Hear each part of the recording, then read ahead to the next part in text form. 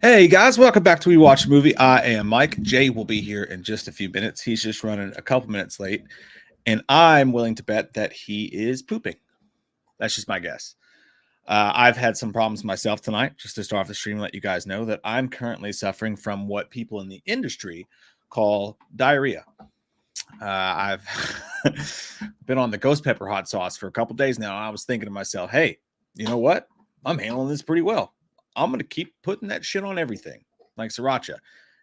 And it has struck me with force, the Force Awakens over the past couple hours. So maybe he's having sympathy, painful shits. It's possible. It could happen. How the hell is everybody tonight? Thank you guys for being here. A bunch of people in here already. Appreciate you guys so fucking much. What's up, Jimbo and Chris McIntyre and Connor Gardowski and Fudge Cakes and Bat Seal and Nessa and Matt and Mark. Nerd's Eye View. I love that name, by the way, because it reminds me of one of my favorite 90s songs, Bird's Eye View, or Dog's Eye View. Sorry, Dog's Eye View, I think is the name of the band. They did that song, the Everything Falls Apart. It's a great song. If you haven't listened to it, listen to it. In the meantime, Ludacris78 says, good day, night, my ladies. Ever seen Robocop, the TV show? It's kind of fun from what I remember. I have never seen the Robocop TV show. But honestly, is there one of those TV shows that came from a gigantic IP back in the 90s when TV was just shameful that was actually good? I mean, there was RoboCops, there's Freddy's Nightmares, there's the Friday the 13th show, there was the Terminator show later on, and that actually was apparently pretty good, but 99.9% of those sucked balls. I'm pretty sure the RoboCop did too. I'll have to remember to ask Jay about that because he may have seen it. I never gave it a fucking chance even. And it also says, Keck Bells, here's $2 more. Hey, thanks, man. Really appreciate that. Sky Gene, that's true. I did not realize that until I realized it earlier, but I forgot about it. We just hit 145,000 subs. Getting closer and closer to that 150. It was funny. We hit 100,000 in 2018, and we thought, shit. It took us 7-8 years to get there, and we were like, shit, man. According to Social Blade, we're going to hit 500K in 3 years. That did not happen. No, it did not. Things slow down. Things happen. It's the world. Jack Ryan Boyd.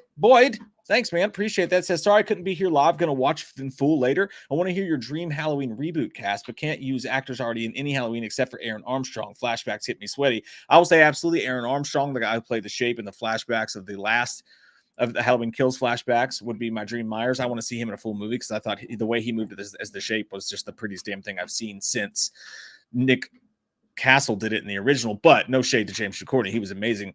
But if you're going to recast the entire thing, I don't know. It's hard to recast Jamie Lee Curtis because her character's been so different. She was so shy in the original one. And then as the iterations went on, she became a full-on badass, unstoppable, and all this other stuff, and the trauma and all that stuff. So she played basically two different characters in this Halloween franchise. So you want to say all the badass girls like Samara Weaving and stuff like that, but it doesn't really fit the bill, does it? It'd be crazy. I think Neve Campbell is somebody who could. I would never want to see that because it's too close to Scream, but she is somebody who could pull off what Laurie Strode did, like the subtle, oh my gosh, translating to the badass that she is, because she never really was as bashful as Laurie was. She always kind of was a little bit of a badass deep down. That's a really fucking good question though. If you're gonna recast everybody, Loomis, fucking. God damn, we did a whole video on all the different people who could play Loomis, and I can't think of a single person right now, but I would say that, oh my God, we've said it before. We found the perfect person. I can't fucking remember. It's on the tip of my dick, and I can't swallow it. Who was it that we said would be a perfect Loomis that we both totally agreed on? Shit, fuck. I'd watch Mel Gibson play Loomis. Not popular, that trip. Not popular at all. Jay could play Loomis. Yeah, I would take that. I would watch Jay play Loomis. That would be cool. We can go with that. And then as far as, shit, can't be anybody. The System Monitor, you're right. Gary Oldman was going to play Loomis in the Halloween Returns. At the very end of it, he comes in and it's like, oh my God, it's Loomis, and it's Gary Oldman, which is pretty cool. I wouldn't shit on that with a stick. Not Liev Schreiber. Although Liev Schreiber could probably, if he was a little bit older, he could play a good Loomis. But who is that guy? Fuck me in the face with the fucking aardvark, man. Viggo Mortensen could play a good Loomis, I feel like.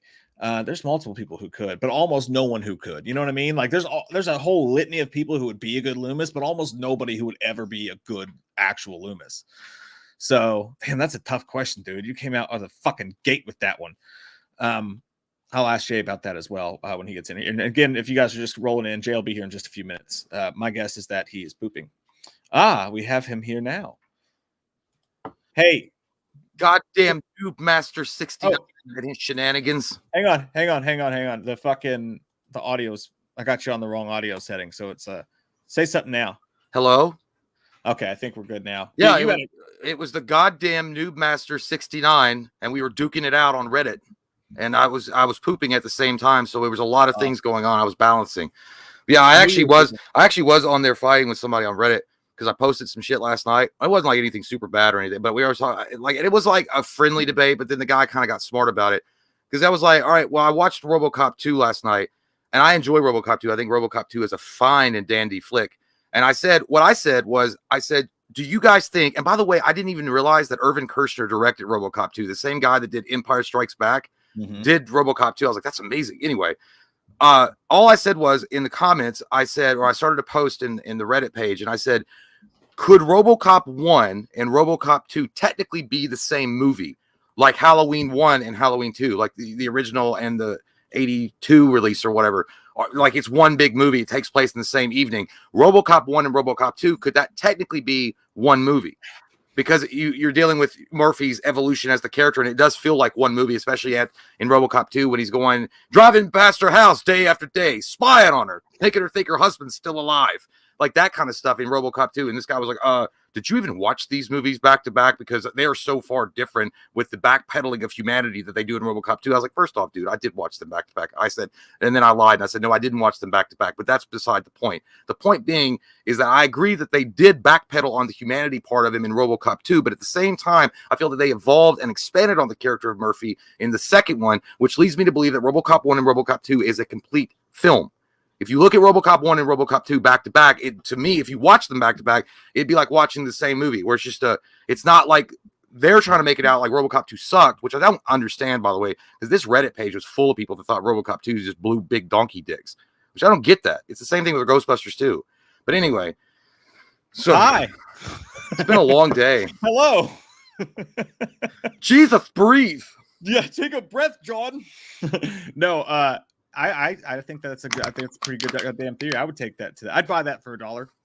Yeah, I'm in on that. Kane's bugging me. So, you were pooping. Yeah, and I was fighting with Noob Master 69 on Reddit while shitting. So the angrier I got, and I thought I was done, the more came out. Hey, settle, or help me remember this, by the way. Jack Ryan Boyd asked us to reboot the whole Halloween franchise without using any character who's been in it. Who the fuck did we decide would have been an amazing Loomis? I can't remember who it was. We said Ethan Hawke. Yes, that's the one. Fuck yeah, I'm in on that. 100%. Yeah. I think we took if you look at Ethan Hawke specifically, I'm not talking about Black Phone. I'm not talking about that movie. I'm talking about when he was in like stuff like what the fuck is the movie Sinister, the way he acted in Sinister. I think that was the movie that we were reviewing, and I was watching him and he had that cardigan on and he just kind of seemed like he would be a really good Loomis. Yeah, I would love that shit, man. I think that'd be an amazing fucking piece of casting for sure. I can't think of anybody who would play a good Laurie Strode. I think it's just because deep down I don't want to ever see another Laurie Strode. I think it's just been done to death. You don't know what death is. Nobody does. Hey, Inky said can't stick around tonight. Sadly, got plans with friends, but I just want to drop in and say hi. Hey, Inky, have a good time with your friends. I'm sure they're a lot cooler than these two assholes. That's for facts. Let's hope so, for your sake. Fucking yeah, Mark. Yeah. By the way, I was gonna say also, apparently the Whale with Brendan Fraser that comes out. I think Friday. Mm-hmm. I think it's Friday. I think it's getting pretty good reviews. I read an article that said it was good, but it had its contrivances. But the way that they were describing the contrivedness of the film, it just seemed like they were trying to pick apart, like they were trying to nitpick. Because it seemed to me like it was awesome. Like everybody, they gave him a standing ovation, which brought Brendan Fraser to tears at the film festival, which is awesome. I'm glad for him.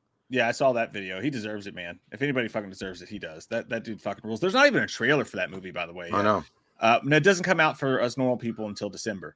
Oh, well, I mean, for me, it comes out Friday. I'll be able to watch it, but you'll be at Venice. All you heathens will have to wait for the Lord to break off a piece of bread for you. May Grace Randolph give us her crumpets.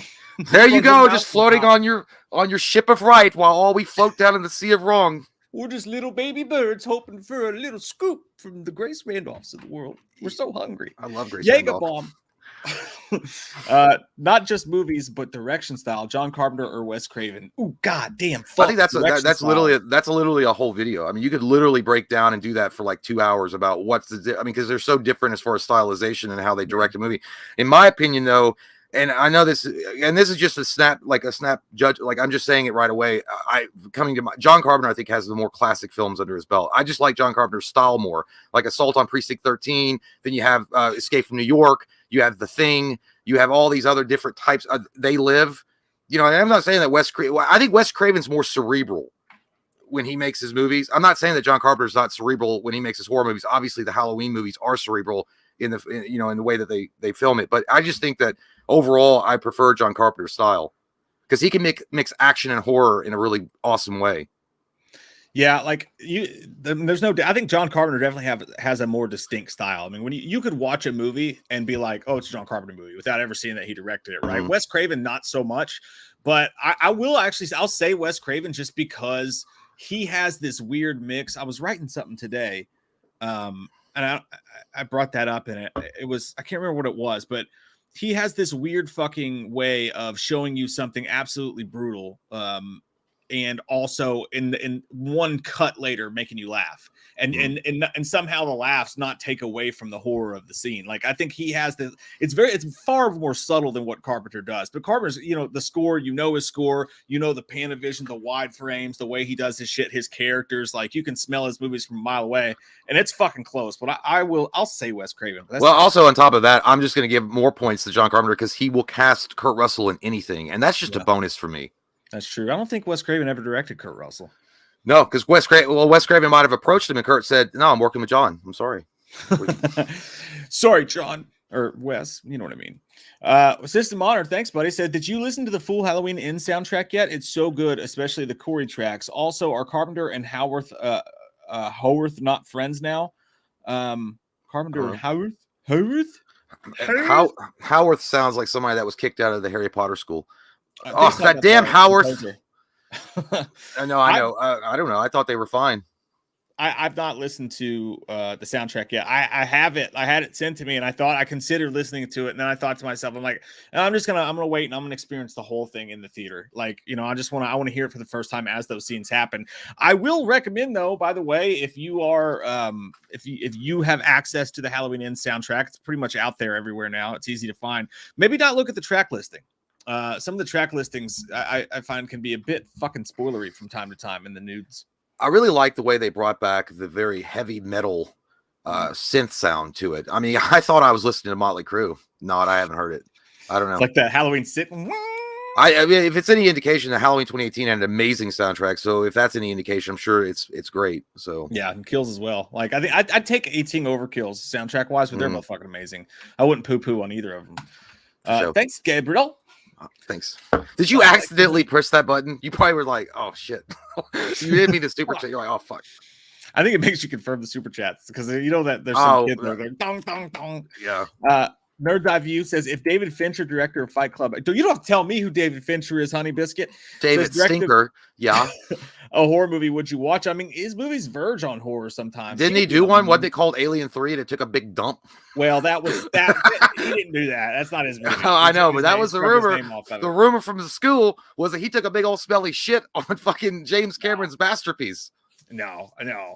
7, I mean, technically you could call 7 a horror movie, but dude, the way he handles his cinematography and his darkness and his moods, he would, if he made a full-on fucking horror film, I'd venture to say probably one of the best horror films you ever saw in your life. Zodiac had horror elements to it, and they were scary as fuck.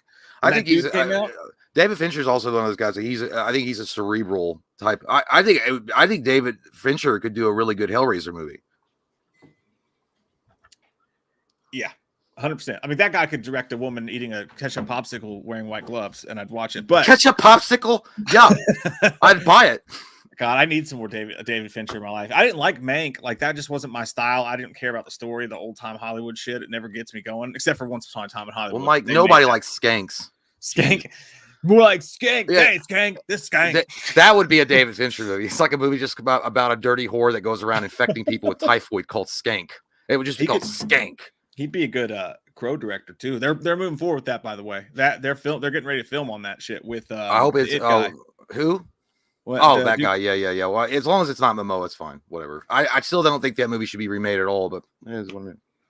It could be amazing. I hope it is, but yeah, I wouldn't be angry if they didn't remake it at all. Dr. Terry, who? Thanks, appreciate that. I like your cat. Nice pussy. Sweet. What if when Green asked Carpenter if ins is too Christine, it means that Corey nurses Michael back to health after kills and becomes possessed by it the way Arnie restored the car in Christine? That better not be goddamn true, is what I'm saying to you. I think anything's on the table at this point. Nothing's on that's not on the table. It's not on the menu. I've heard some shit, dude. We ain't at Waffle House. We're at Denny's. Okay, show some respect. Here's the thing. I've heard some wild shit. Some people trying to spoil the movie and saying that they've seen it. And then I've seen other people say the exact same thing and they tell two completely different stories. But basically every version I've heard, who knows if any of them are fucking true? Probably not. Probably bullshit. They all have some weird shit like that. Some weird, definite, crazy fucking, it makes you go, things that make you go, in the night. Any of that shit's possible. I think Corey's definitely going to have a big part. He's going to wear that mask at some point. I'm feeling it's going to happen. First off, I'll be very fucking mad if I'm watching that and I see that. It'll be like, your dog that you love. So you just love that goddamn dog, but then you go and see its shit on the floor and you got to clean it up and it stinks and it's diarrhea. That's how I feel in that moment. I'll be like, you know what? I still love you, but you shit in my house. You smell weird. And there's diarrhea everywhere and it stinks like fucking cheddar cheese and mold. That's how I feel. That's how I feel. But also, it's also the way that, at the very end of Kingdom of the Crystal Shit, because that movie sucked to balls too. When Shia LaBeouf almost picks up Indiana Jones's hat, and then Indiana's like, nah, they better be like that. Corey better be like trying to grab the mask and trying to put it on, and then he just gets a fucking knife through the jugular right before he does it.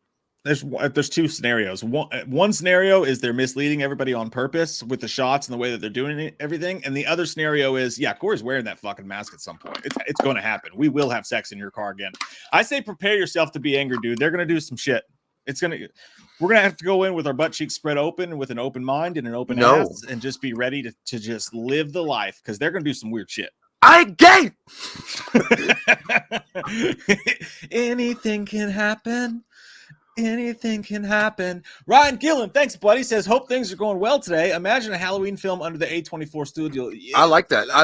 I've always loved A24. I think A24 I would say they're underrated. I don't think they get enough credit for the really good movies they put out, and they also push limits on certain things too. I've seen some movies that when you see an A24 movie, like when you know it's A24, you're gonna get some creepy ass cool shit. I don't know, they're just really good at blending cool factor with like creepy horror stuff in it. I don't know, I love A24. You might change your mind once you watch Men. I've watched Men all my life from the distance, and I've never changed my mind on them. I want to see some naked dudes. Not once. Greek statues, maybe. I would love to see that, man. I would. But people would and they would immediately start with, but it's going to be fucking woke. Because they have so many of their movies are the elevator. Well, I hope that as long as it doesn't go to Askew Productions with Kevin Smith, I don't give a fuck. I don't think I would want to see a Kevin Smith. I mean, Red State was pretty fucking awesome for a horror movie. So was Tusk. But I haven't watched Tusk, so I don't know. I've watched Red State. It is all right. I liked it. But I don't think, I love Kevin Smith, dude, but I don't think I would like him to do Halloween. I think I'll pass on that. Yeah. Stacey James, Hard Knocks finale night. Let's go on, dude. I fucking love that show. This season is fucking amazing. Oh, yeah. Dude, I'm telling you, gotta watch it, man. That coach will make you fucking just want to just pick up a fucking car. It'll make you want to hit someone with your mouth. Makes me want to punch a puppy. I mean, punch a criminal. Get you going, man. They're doing a great job this season. I can't wait. Pumped.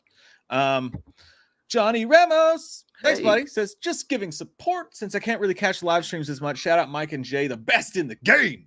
Thank you, sir. We're trying our best to be drunk and irrelevant in about 2 more years' time. Well, actually, we're already drunk now, but yay, thank you for the vote of confidence. We appreciate that. By the way, I will say, this is off subject, but I will say, I watched, because I know there was a lot of anger about this, and I watched it, and I went in open-minded.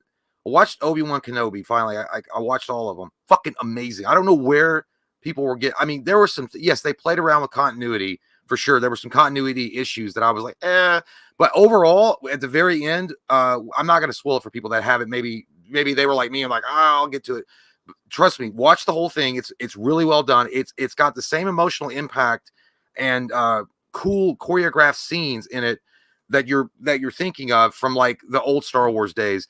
It was great all the way through it. And then I watched the Book of Boba Fett and I finished that up. The first half of the season it's all right. It's kind of like Game of Thrones, political conniving kind of stuff. It's fun, but it's different. And I still enjoyed it. And then when it gets from about episode 5 to 7, we hold on to your panties because it's going to get wet. Because I'm telling you what, my panties were soaked at the end. But yeah, that one, dude, and it came out of nowhere. From 5, when you get into episode 5 and then you get to 6, you're like, what the fuck? Your eyes go cross with the coolness. I think someone said this. Episode 6 of the Book of Boba Fett is more Star Wars than Star Wars has been fucking in forever. It was the most perfect Star Wars 45 minutes I've ever seen. But yeah, do yourself a favor. Check out Book of Boba Fett and Obi-Wan Kenobi. I don't know what, I know people hate on it or whatever, and you can hear all this. I don't like, yeah, of course, there's some problems with it, but they are fucking amazing. Really good.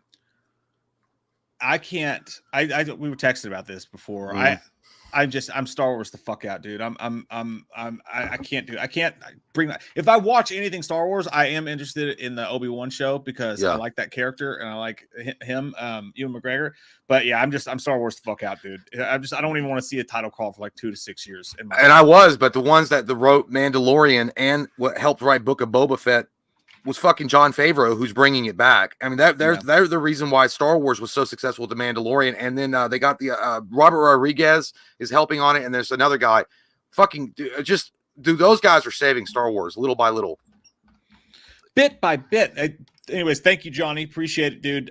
We have not yet begun to defile ourselves. No. I said that to somebody the other night. Where was it? We were drinking, and it was like, I think I'm gonna go to bed. And I said, not yet begun to defile myself. And they were like, Doc Holliday, Tombstone. And I was like, it's always good when you get a reaction. I didn't see that coming. I was trying to steal that shit for myself. Bubba Gumper. Dude, this fucking, you've had too many bush lights, my friend. Y'all should have a meetup at Woody Woodchuck's. You literally look like a cashier that I saw one time at Food Lion. At Woody Woodchuck's. Woody Woodchuck. You know what's funny is that we used to. I wouldn't say frequent, but we used to go to a local bar called Woody's from time to time. Oh yeah, Woody's. Yeah, that place is a piece of shit.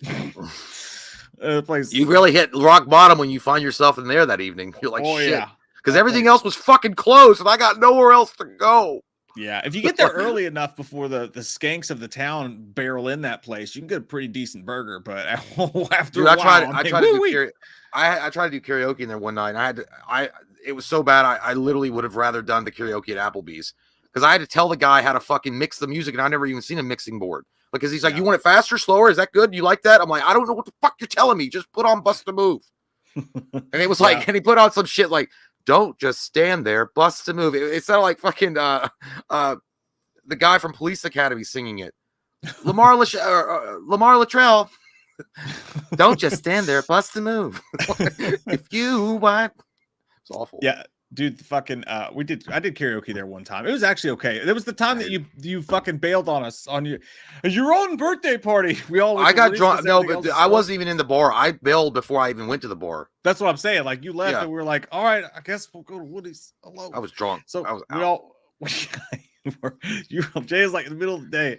Me and him been drinking all goddamn day, and then everybody shows up like in the middle of the day. We've been filming and drinking, and everybody shows up. They've been there. They were at the table. We hadn't even got the fucking chips and salsa yet. And Jay leads over to me. He goes, Mike, let's leave. I was like, everybody just got here. No, I think you said everybody heard me because I thought I was whispering it and I actually said it out loud. But it was so bad because I remember I ordered something and I was looking at it and it looked like it was moving on my plate. It was like, and I didn't even know what the fuck I was eating. I was like, is this sour cream or cream of sour? I was fucking gone. That must have been our chips and salsa. Yeah, that was a shit show, dude. Down in Dirt, Tennessee, man. Thank you so much for that. Really appreciate it. Seriously. You're not down dirty. You're down and sexy. Suck your dick, man. Scooby-Doo was my intro to horror as a kid. Were you all fans of any of the Scooby-Doo cartoons, animated movies in the day, and any favorite Halloween cartoon specials? Keep up the good work, guys. No, you keep up the fucking good work, Sancho. Yeah, down and dirty. I love his profile. He looks like a cross between the lead singer of Motley Crue, and I can't remember his name right off the bat. and Gold Sebastian Stan. No, Molly Crew. I was thinking about Sebastian Stan today after my routine jerk off day. Beethoven, yeah, it's Beethoven. What's his name? Fuck. Anyway, the lead singer Molly Crew. Anyway, you look like that, and you look like the Heartbreak Kid when he was still with the Rockers, and I like it. As far as Scooby-Doo, I unfortunately was never into Scooby-Doo personally. I think I remember it being on or something, but I always think I waited for Scooby-Doo to be over so I could watch like the real Ghostbusters or He-Man or something. It was the show on before the one I wanted to get to, but I know that some people love Scooby-Doo. I think I watched the first Scooby-Doo live action because Lillard was in it, and I was like, oh, it might be, and I think I liked it, but I don't know. I'm not a super fan. Yeah, I never watched Scooby-Doo at all really until my kids like it. So I watched it a little bit with them, but as a kid, the only Halloween cartoon thing I ever. Hey, you tell her to shut the fuck up. Yeah, nobody cares that it's Vince Neil, you fucking stupid shit. Men are speaking. God, yes, calm your pussy down. I'm kidding. Sorry, April. No. I shouldn't have said that out loud. I was only thinking it. No, I'm kidding. I'll only beat her when the cameras are off. What are you talking about? Anyways, jeez. Now we're not being interrupted. Let's get demonetized. I'm just kidding, obviously. Yeah, but no, I watched the Simpsons Treehouse of Horror, man. I did love that growing up. Like when that would come on, I'm like, ooh, this sounds spooky. It's just spooky enough to have me kind of freaked out, and the sun just went down, and it's getting folly outside. Gonna get all sorts of chili in my butthole. Yeah, you're gonna get it. Pucker. Thanks, man. Appreciate it, though. But you did bring up a weird memory. Like, do you remember the All-Star cartoon where it was like Wayne Gretzky and Bo Jackson? It was all underrated as fuck. That show fucking ruled, dude. Yeah, because I didn't even know who Wayne Gretzky was until that show. Because I didn't follow hockey. And I was like, that guy must be a badass because he's running around with fucking Michael Jordan and Bo Jackson. I knew because of sports cards, but that's I didn't know. I never watched a hockey game in my life. Jack Ryan Boyd, thanks, man. Says, why does Michael Myers walk like that? Yeah, it's like, you know what, that you're thank you so much. That reminds me of Joe Pesci in The Super when that one kid is like, man, you walking funny. Did you shit your pants? That's why Michael walks like that, because he shit his pants and he's holding his cheeks together to get to a bathroom to wipe. It's weird, dude. I'm going back through and watching all the John Carpenter like movies right now because I figured like when Halloween Horror Months get, one of the things we'll do is rank all the John Carpenter movies. So I'm going through them just because I wanted to, anyways. And something about his movies, they have a lazy quality to them, and I'm not saying that as a negative thing. You tell him yourself. Tell him. You're fucking lazy, John. He'll smoke a cigarette and say, fucking make a movie on your own then. He'd probably agree with me if he's being honest. But no, there's like some of the shit he just does. He's fuck it, just do it. And that's kind of where that walk came from. They're like, how do you want me to walk? And he's like, I don't know, just fucking walk. And that's the way Nick walked. Really, you'd have to act Nick Cast. Well, and the making of that, though, I think they said he walked like a serial killer. Well, he said he was trying. I think he was trying to do one thing, and he was like, no, just fucking walk. Yeah, he's like, you're already creepy enough. You look like you fucking own a white van behind the corner and you're going to ask a kid if they want a popsicle. Just fucking walk normal. Just move your feet, dick. Dan Sky, thanks so much for that, man. Really appreciate it. You look like you're doing magic in your picture. Maybe I like that. It's possible. It also looks like you're a Ghostbusters discovering ectoplasm on the roof. What is this? Hey guys, longtime fan of you guys and your channel. Been a Patreon for a couple years, but haven't been able to catch your lives. Happy to be here. Just want to show my support and drop you a super duper chansky. Like it. Probably another one coming later. Hey man, we'll be here. We'll accept it. I ain't gonna go nowhere, Dan Sky. I mean, I like that name. Is you a chieftain? Your name's Dan Sky. You only can do your last name's Sky, so you got to be from one of them tribes out there in Wyoming, and I respect them a great deal. Them Sky peoples. The great tribe out there. And I like that you put probably another one coming later with the laugh emoji and the tears coming out. Now, you ain't got to cry about it. You don't want to do it. Don't do it. Damn. By the way, I do want to point out, and speaking of country, Jason Aldean, just a tip for everybody, like a girlfriend, boyfriend, husband, wife, just don't open your fucking mouth on social media when it really doesn't make a difference. Why you said what you said in like no context whatsoever. You just fucking said it. Whether you agree with it or not, you fucked his label up. Like, just don't do it. It's the same thing with Tom Brady's wife when she ran her fucking mouth a few years ago. Just shut your mouth, be pretty, and stand over there. Okay. I have no idea what the fuck you just. You didn't hear about that? Jason Aldean's his was it record label dropped him because of what his wife made her Twitter comment. Nope. It was dealing with the gender shit, and she just made a random fucking stupid. I don't know why she made that particular tweet. She say she didn't like John Deere's? She better not have. No, that bitch be dead if she said that. I swear to God. We don't tolerate that down here in the South. No, it was something, I'm not going to get into it, but it was something with gender. But either way, I was like, and then Jason Aldean didn't even say anything. And by the way, I don't even like country music. I'm just saying it really sucks for him because he has a pretty good career going. And then his wife runs her mouth. And then it's unfortunate that it kind of backslides on him, which I don't think is right. But either way, it's the same thing that happened a few years ago when Gisela ran her fucking mouth and Tom Brady got all the flack for it. You know, just do what a red-blooded American does. Smack your woman in the face a few times and tell her to keep her fucking mouth shut. Remember when she did that? She blamed the team on the loss, and it was not Tom Brady's fault. It was like, what the fuck are you saying? Yeah, they're fighting right now. Actually, they're in a bad fight right now together. She didn't want him to come back, apparently, allegedly, and she left. She said, "Fuck you, Tom. I saw you drunk on that boat." Yeah, and your goddamn plastic surgery. You don't even look like a human being anymore. You look like an alien. I'm gonna go fuck Blake Shelton. Blake Corley. Hey, hey, somebody say Blake. I love to hear from Loomis. Need to laugh. You need to laugh. Go hire a goddamn clown, you clown. I'm not your comedian. What the fuck are you talking about? I need to hear from Loomis. I need to laugh. You know what I'm gonna tell you? Here's a prescription of fuck you. Go watch Richard Pryor, Sunset Boulevard. Don't bother me with your bullshit. All right, I got things on my mind. Not make you laugh. Ha ha. What's funny is your wiener. That's what's funny when you look in the mirror. Otherwise, don't come to me. Texas Tootin says, oh boy, oh boy, oh boy. It's getting close to race day, Dale. Let's go get some skid marks in them underpants. Woo! Texas Tootin. That's what you do in your pants. You get that Texas Tootin going, and your underwear gets full of them skid marks on race day, Dale.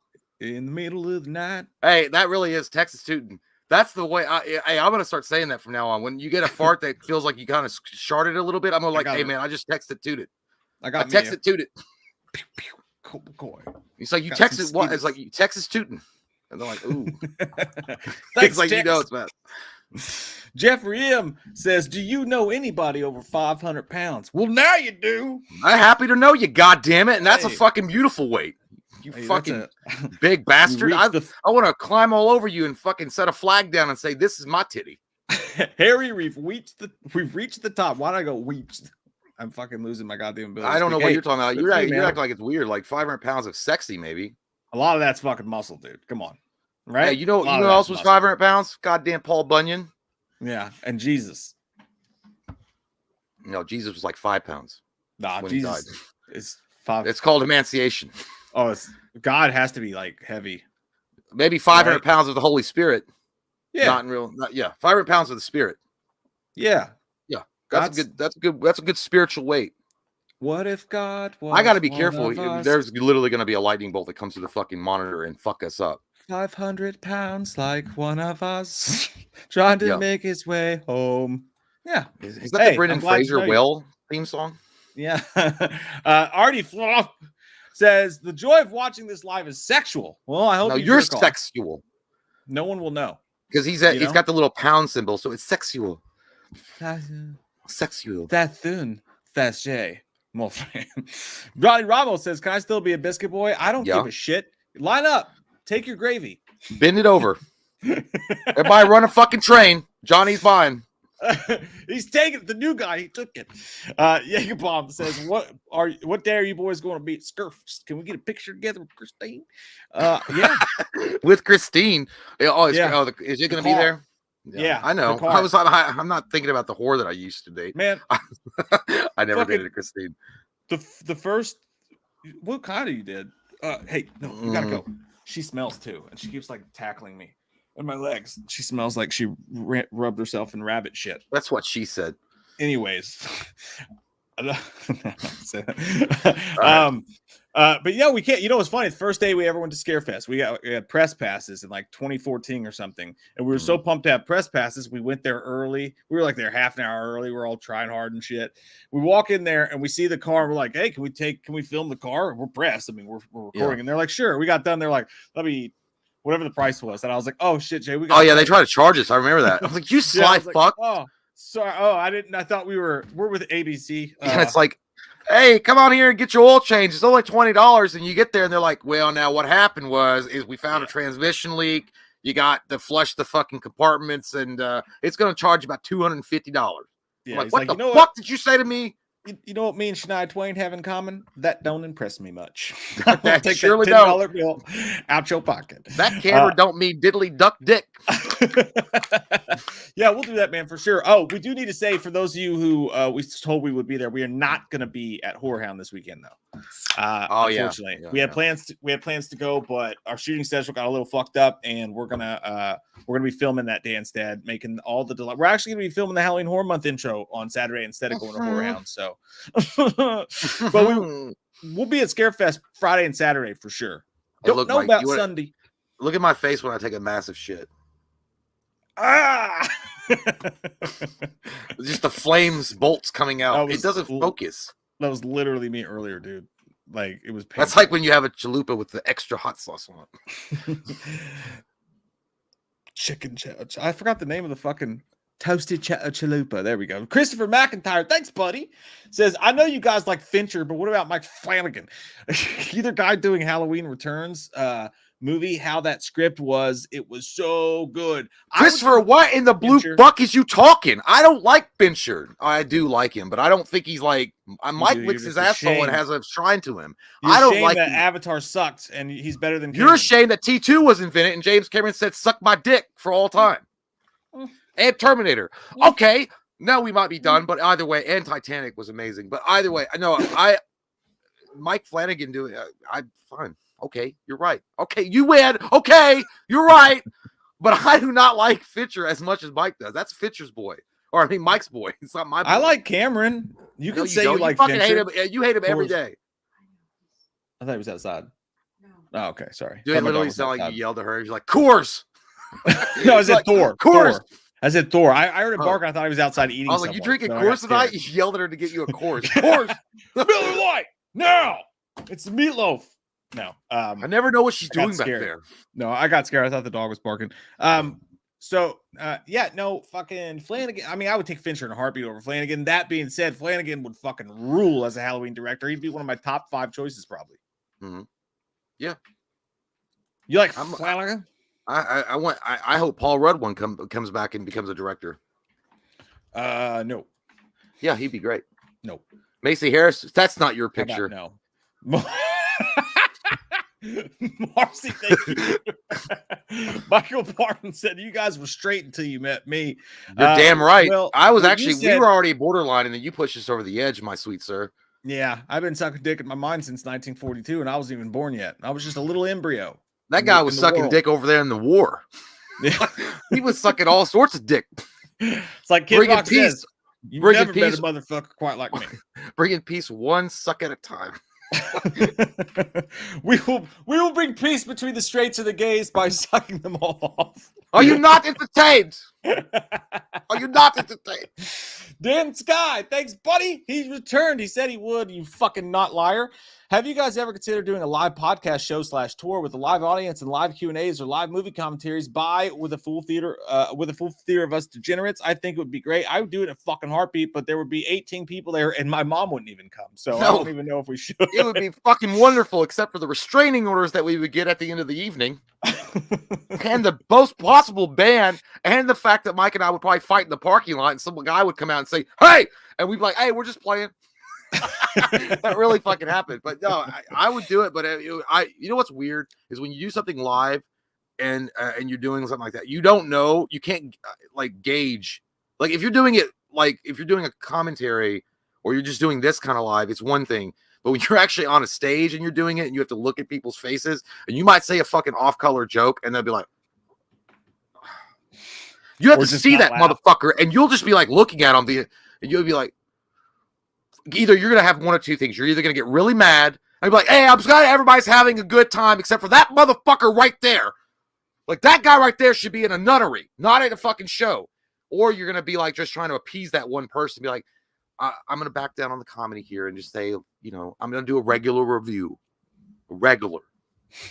Well, the worst part I feel like would actually just be because we assume that you guys are all so nice to us. You know what I mean? Everybody's so nice here, and you're so gentle and so loving that like we don't really know when we say one of the 10,000 bad jokes we make a night. So if you're live doing that and it's like you're like, yeah, and then I said jabroni, and it's just silence, it would be very uncomfortable. Or one of those, or when you get those, ooh, and you're like, what? Lighten the fuck up. Excuse me, what's a Nubian? That's it, I swear to God. If you made fun of fucking Christopher Reeve or some shit like that, it'd be like, ooh. And I'm like, is he here? No? Well, then fuck him. By the way, that was a Chasing Amy reference. I was not. But well, we are actually doing a live event in June. In June, we'll be in Knoxville hosting the Felissa Rose Sleepaway Camp commentary. So we will technically, I mean, I don't know how much we're supposed to talk during that fucking thing. See, I don't even understand. Yeah, I don't understand the guidelines for that. But either way, we were going to be doing it, I'm sure, until after the person that's putting on the con sees this. And like, we can't. Those guys are pieces of shit firecrackers. We don't know what's going to happen. Mistake. Yep. I'd like to objection, Your Honor, and I'd like to move to strike. Lightning Ghost, thank you so much. Says y'all trying to get limp and jump off your dad's rooftop. We'll be much love. Picking each other's butt. What? Yeah. Hey, if you guys haven't seen Orange County, go do yourself a favor and check that shit out. Yeah. Thanks, Lightning Ghost. Appreciate that, man. Austin says, can I see you two act out the toy car scene from Tommy Boy, but make Callahan brake pads, the Blumhouse Halloweens, and the other guy Resurrection? Man, you just put a whole fucking script. I know what he's trying to say, and I wouldn't mind doing it, but that sounds like a skit. That would actually be that would be a good sketch. So you'd have two Tommy Boy, Callahan brake pads is Blumhouse, so he would be the Tommy Boy guy. He would be Tommy trying to sell it, and the other guy that was selling it would be Resurrection. So it would be like maybe a snarkier one. It took me a second to get my mind wrapped around it, but now I get it with the toy car and all that. Yeah, like the fire. That actually, we should just steal that and do it for a skit. And there's some guy in the corner going, "Oh my God, some rookie!" All because you wanted to save a few dollars. Get out. Get the fuck out. Austin, you may have just given us a great idea, my friend. That's great. You may I love have it. Just done that. They call me Stamps, motherfucker. Hey, good to see you again, buddy. He says, I'm about to say something that's going to get me banned from the channel. I don't hate Ghostbusters 2016. It's not as good as the original, but as a movie on its own, I think it's kind of funny. Yeah. Ban! Get out! Ban! They call me Stamps. Fucking make sure that stamp is from a faraway place when you send me a letter from the island of fuck you. Fucking, they call me Stupid is your name. No, I'm kidding. I always say, like, I hated 2016 Ghostbusters. No, I hated it. I thought it was just complete on fire trash can garbage juice in the middle of July. Then you walk by and you smell something burning, and it's probably a raccoon's asshole smell. But I digress. I think that if you like the movie, if you enjoyed it, it's your thing. It's your thing. I just don't like the fact what they were trying to do is they tried to say, well, it's not a part of that universe. Then they said it is a part of that universe, but then it's really not. And then I hate Paul Feig. I think he's the biggest asshole. So you made fun of your fucking fan base. You came out and made this whole women power thing, so you turned people off right away. You made it you literally attacked people that didn't like the movie based on the fact they didn't like the movie and called them sexist and misogynistic because they didn't agree with your fucking vision of the goddamn movie. So right away, it loses 1,000,000 points. And I feel like all they did was they took the fan base and they divided them. I mean, that movie's really not divisive to me. I think, generally speaking, a giant portion of Ghostbusters fan think that movie's a steaming pile of dog shit, Tyrannosaurus poopy. But at the same time, people do like it. And if they do like it, I'm not going to attack them. I don't attack people like that. I think the fault clearly lies with Paul Feig and then the direction he took. And by the way, Melissa McCarthy even said, and I think it was McCarthy and one of the other ones, said that they didn't even like the jokes. They thought they were terrible. They thought the jokes were bad. They didn't think it landed. And there was a lot of internal issues with script. So either way, though, I just, but hey, man, you're not going to get banned because you like that movie. Fuck it. I mean, there's people that I like Double Dragon with Scott Wolf, and I've still not got shot by the Crips. So it's fine.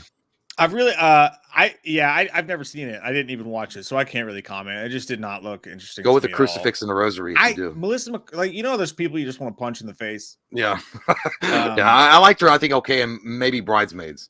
Yeah, I've never been a Melissa McCarthy person, and it has nothing to do with women or any of that shit. I just thought it's all in how you handle it when you do something like that. Like there's still, like we've always said, a woman Ghostbuster would be cool, or a couple mixed in would be cool.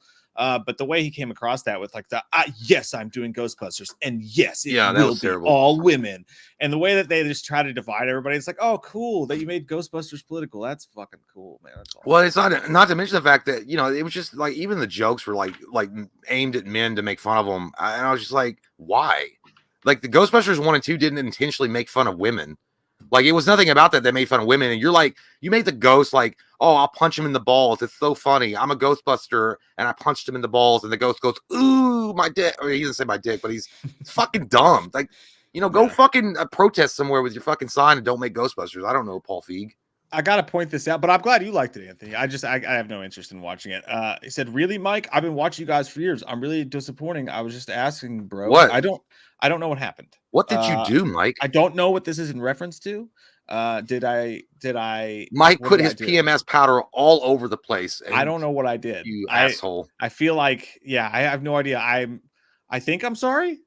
If you could let me know what I did to offend you, I'll let you know how you feel. You voted for Biden, you son of a bitch. What did I do? That's none of your goddamn business. It's for everyone to know. I voted for fucking Perot, but he was dead. Marcy says, I'm excited about Pearl. I really enjoyed X. Thoughts? Jay, have you still not seen X? That's not your picture.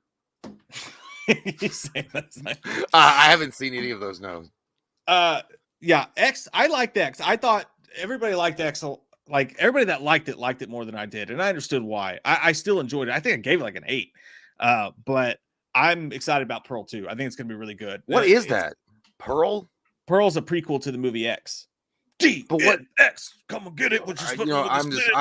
Dude, I swear I'm so fucking lost because I when you said X, I thought you meant like triple X, like fucking Vin Diesel. I was like, did they have a prequel where it's just one X? And he gets 2 more. It's a Ty West horror movie that came out earlier this year. That it was fucking good, man. It was a cool slasher movie for sure. Is it on the high seas? I think you can actually rent it now. Like you can actually. No, but I mean, Yeah, I know what you mean. Is it? Can you go somewhere? Piece of shit. Can we go somewhere where we know a few people that know a few people? So I want to go somewhere where we're not nobodies. I'm talking about a little place called Aspen. But no, to answer your question, I'm fucking pumped about it. I can't wait to see it. It's nice that they backed it up like 1 year after each other. Timmy C, thanks, buddy. He says, "Hey guys, new Patreon member, and this is my first live stream. Love it." Timmy's getting all up in that strange. He's got 2 fingers on each hands inside of us at once. He's like, I'm just here to find out what's happening. I love Timmy's pictures. You look very vibrant and happy. It looks like you just bought a new Kia. And he may be wearing a Michael Myers jumpsuit in that photo. No, that's a hoodie. But you look like you got the inside of your vehicle looks very clean, and it looks like you just rolled off the lot with your brand new Kia. He got no money down and rolled off the lot that day, and that's a happy customer at Chrysler. Yeah, I always appreciate attractive newcomers. Mm-hmm. Timmy's a handsome dude. Hey, welcome, Timmy. Welcome to the fucking Patreon. Hey, welcome Timmy, to the live stream. He's a biscuit boy. That means we're going to put our gravy on him. We're going to smother you in gravy. With your permission. And that means come. We don't rate. Texas student. Pew, pew, pew. I'm too drunk to taste this live stream. Me sending more money to these sexy beasts. I love your attitude, sir, Texas Tootin'. And you can Texas Toot all over our faces. If you that's what I do. I wake up in the morning. Keep on keeping on. Excellence. No, I love that. Hey man, I'm too drunk to taste the life. That's some good shit, man. I love that. I don't even know what the fuck that means, but that means you're really wasted and you're having a great time. Look it up. It's in the Geneva Convention. I can't lick the screen and taste them. What the fuck? Jane Doe, thank you very much. Says in the new release image for Halloween Ends, it looks like Michael took "Stop Hitting Yourself" to the next level of it. Sorry. That we will get to that. We're gonna get to that after the first break. There's a lot going on in this single fucking picture that came out today. Did you guys see? Like literally, my fucking light turned off by itself. Oh well, you should pay your bills. Well, everything else is on. You stupid asshole. And besides that, I already took my fucking stamps out this month. Well, I meant to replace it with government cheese that I don't need. No, I'm kidding. And by the way, Jane Doe, Thank you. And you're correct. And it was very funny what you said, but it kind of freaked me out. I kind of got distracted. Literally, I think that light bulb just got loose or whatever. That's what she said. When you see that picture, you will think that though. But we will talk about that after the first break for sure, Jane. Thank you. Adrian Yabara says, Jay, what do you think about the Terrifier 2 trailer? Live reaction with you both. Maybe PS, y'all's option on streaming service, y'all option on best stream. What do you think is the best streaming service out there for horror? I don't think I've watched the Terrifier 2 trailer yet. Maybe I did. I don't remember though. A live reaction, yeah, that because I haven't seen it, so I don't know. As far as the best option for, I mean, you know, most people would immediately say Shudder, but they said fuck us when they said they're not going to promote us anymore. So fuck them. No, I'm kidding. Shudder's good, but Shudder's got a lot of older horror movies on there. So if you're not into that kind of stuff, it may not be your cup of tea. I think that honestly, I've seen a lot of pretty good horror movies on Amazon Prime. To be honest, I think Amazon Prime's got a pretty good selection. HBO Max is good. I personally prefer HBO Max. Overall, I do like HBO Max, but they're already kind of fucking, you know, with the merge with Discovery, they're losing a lot of titles, so I'm not sure what's going to happen from there. I used to like Netflix, but Netflix to me, they're losing titles too. I would personally, if you're going to look for horror movies to watch, Amazon Prime, I think they give Prime members a lot of free horror movies, and good ones too. Yeah, I mean, most of them are pretty much the same. I mean, Shudder's the only real pure horror one, right? And they do have new content and new stuff that they're doing. They do originals and stuff like that as well. But I think that Tubi's a great one too. Like, there's some shit Tubi's that really you can find on Tubi that like nobody else fucking has. And Tubi's like, here, I have it, and it's free. You know what I mean? Like, Tubi's like that friend that just like is just always there for you. You know? It's true. I mean, I was like, they got 3 ninjas knuckle up. What the fuck? Universe is this? That's sorcery. Like, it's true. I was like, you couldn't find that shit even on YouTube because you think that someone ripped it from a VHS, and they literally have it. Voodoo's great too, because if like you ever want to watch a movie before you stream it, check and see if it's on Voodoo, because sometimes Voodoo will be like, I will sell it to you. It's not free, but I'll sell it to you for $5 and you can keep it. And you're like, well, you're kind of nice too sometimes, Voodoo. Thanks, buddy. It's like that street vendor in Aladdin. Come up me and let me show. I've tiled up, or however that song goes. He's like, do you want the slump? Yeah. Yeah. I don't like Voodoo, but you'll want to watch a 1980s action movie and they'll be like $26. You're like, fuck you, Voodoo. Well, I like Voodoo, the fact that they do have a strong selection, but I don't like the fact that Voodoo doesn't have any type of real subscription service. You just have to buy the movies, or rent them. Yeah, that is quite true. Glenn, we will absolutely kiss more. We'll do the 3-person kiss too. You know, just the. I mean, Glenn, you and I and Mike know about those Girls Gone Wild videos that we all used to jerk off to really quick before the next scene. We're gonna do that. Okay, we're gonna film our own. Dick's gone crazy. No, it's just gonna. It's gonna be called. Bitch. It's gonna be, instead of kung fu fighting, it's gonna be kung fu fighting. And then we're gonna have an eating contest. Ashley, you have to brush your teeth. We will. Actually, I'm empty on this beer, and I'm gonna get another one quite soon. So you will have that, Ashley. You will have that in your hearts and in your dreams. It will happen. Drew Gold, here's a nice piece of shit. For real. Would love a paper company month like last year. Amazing series. What's the plan this year, boys? Hey, that's really awesome of you, man. Thank you for saying that, because that was a lot of work to do. So you're the one. Yeah, there's one like on it, and there was one nice comment, and everything else was dog shit. It was a storm of shit, but except for that one bright nugget, and that was you. That was really fun. We enjoyed the fuck out of that. But yeah, I don't know. I don't think you've come up with an overarching plan this year.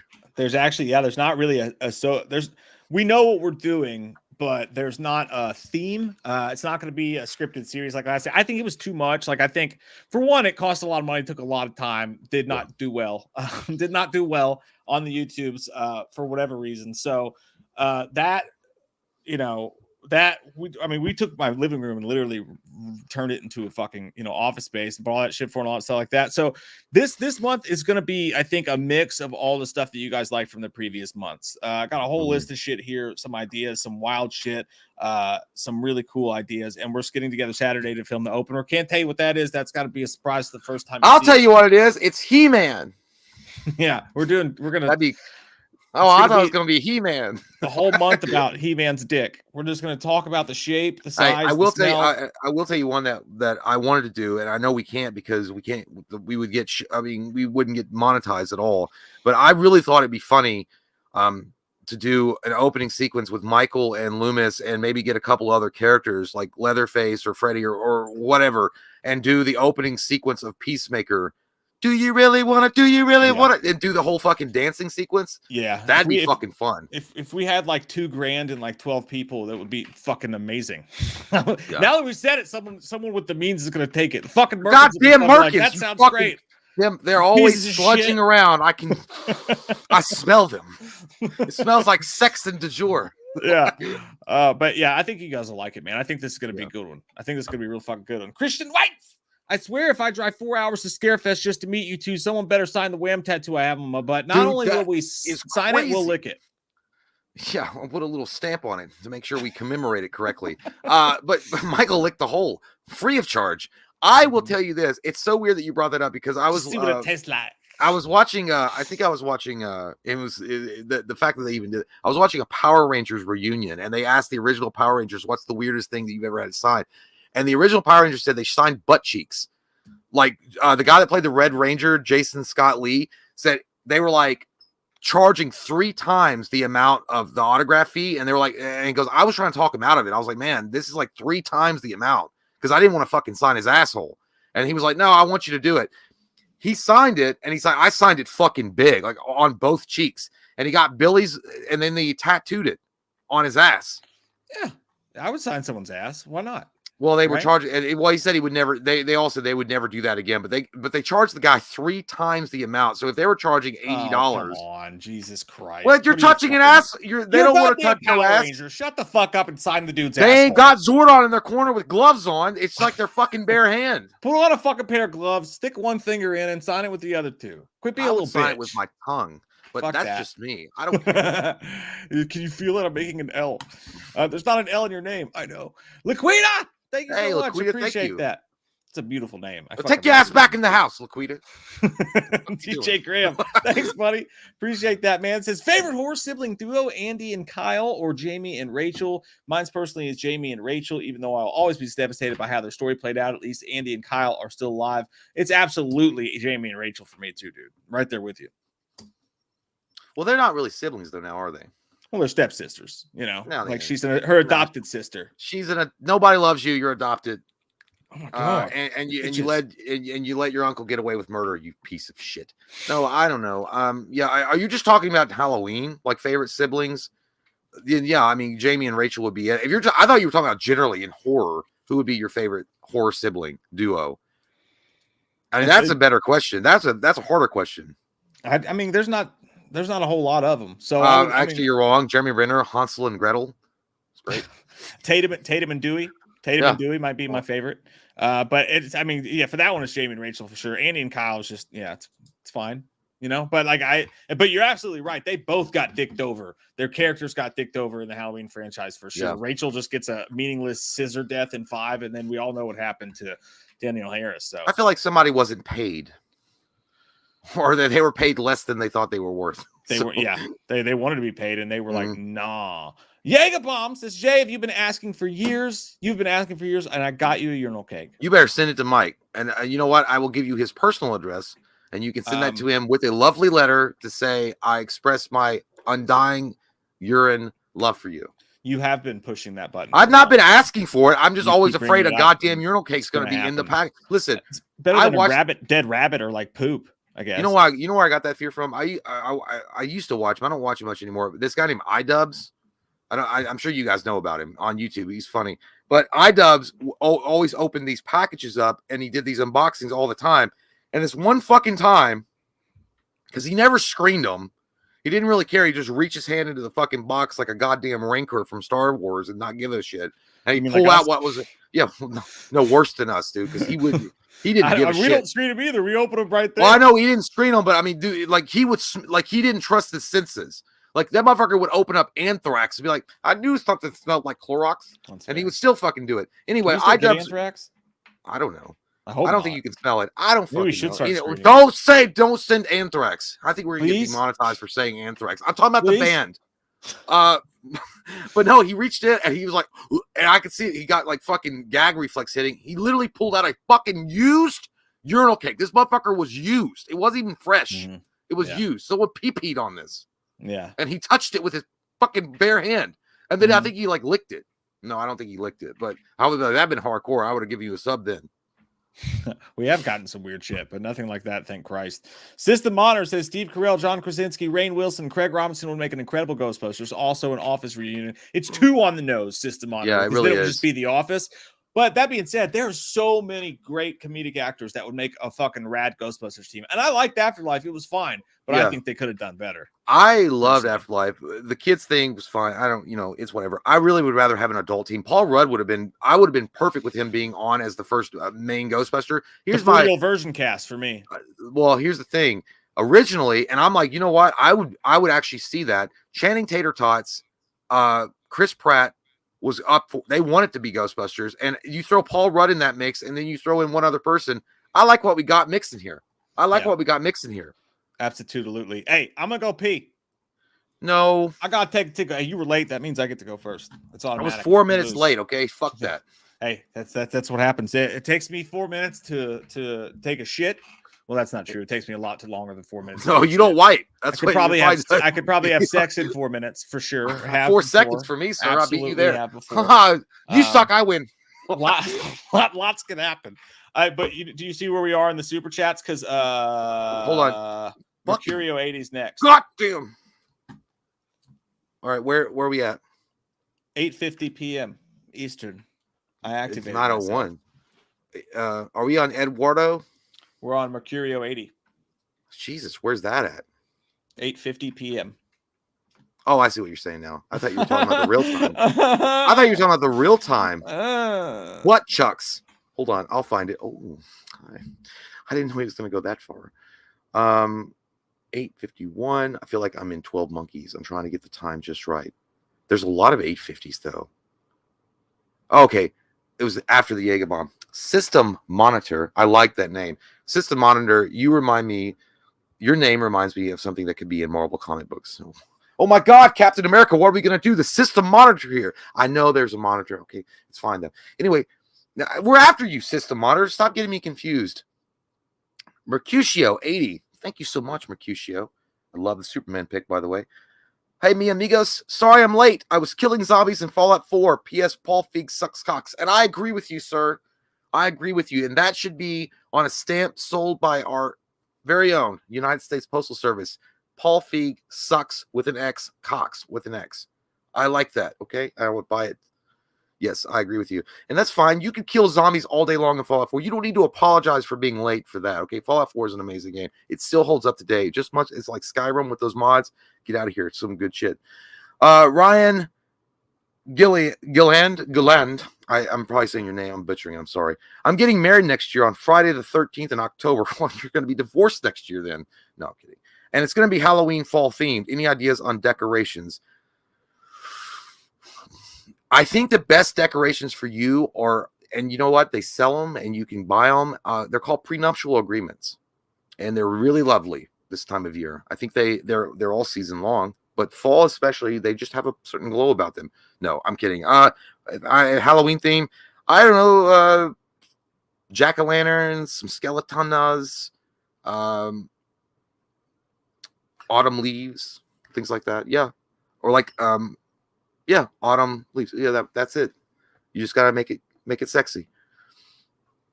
Texas Tootin' coming back in, roaring. Thank you so much. Okay, last one. Lol. Anyway, what would you all think about a VR Halloween game? If done right, I think it would be a bestseller. And I think you are a genius, Texas Tootin'. Not just the fact that you've replaced sharding for me, and now it's going to be called Texas Tootin', but because you have a great point. I think VR, Halloween VR would sell very well. VR is very popular amongst everyone. So I think you're correct. I'll ask Mike, though, Texas Tootin', what he thinks. I think it would be really well. I think it would be a bestseller. I think a lot of people would buy it. I think it would push VR out in a good way. And some people might go out and buy an Oculus just to play it. If it's done right, though. You got to make sure that it's done right. But yes, I agree with you. 100%. Dan Sky, he says, I want to go someplace warm, someplace where the beer tastes like wine, where beautiful women instinctively flock like the salmon of Capistrano. I'm talking about a little place called Aspen. And I love what you've done. Thank you for giving me the script because I totally fucking forgot the whole thing leading up to that, a little place called Aspen. But you, sir, are an angel. Thank you so much.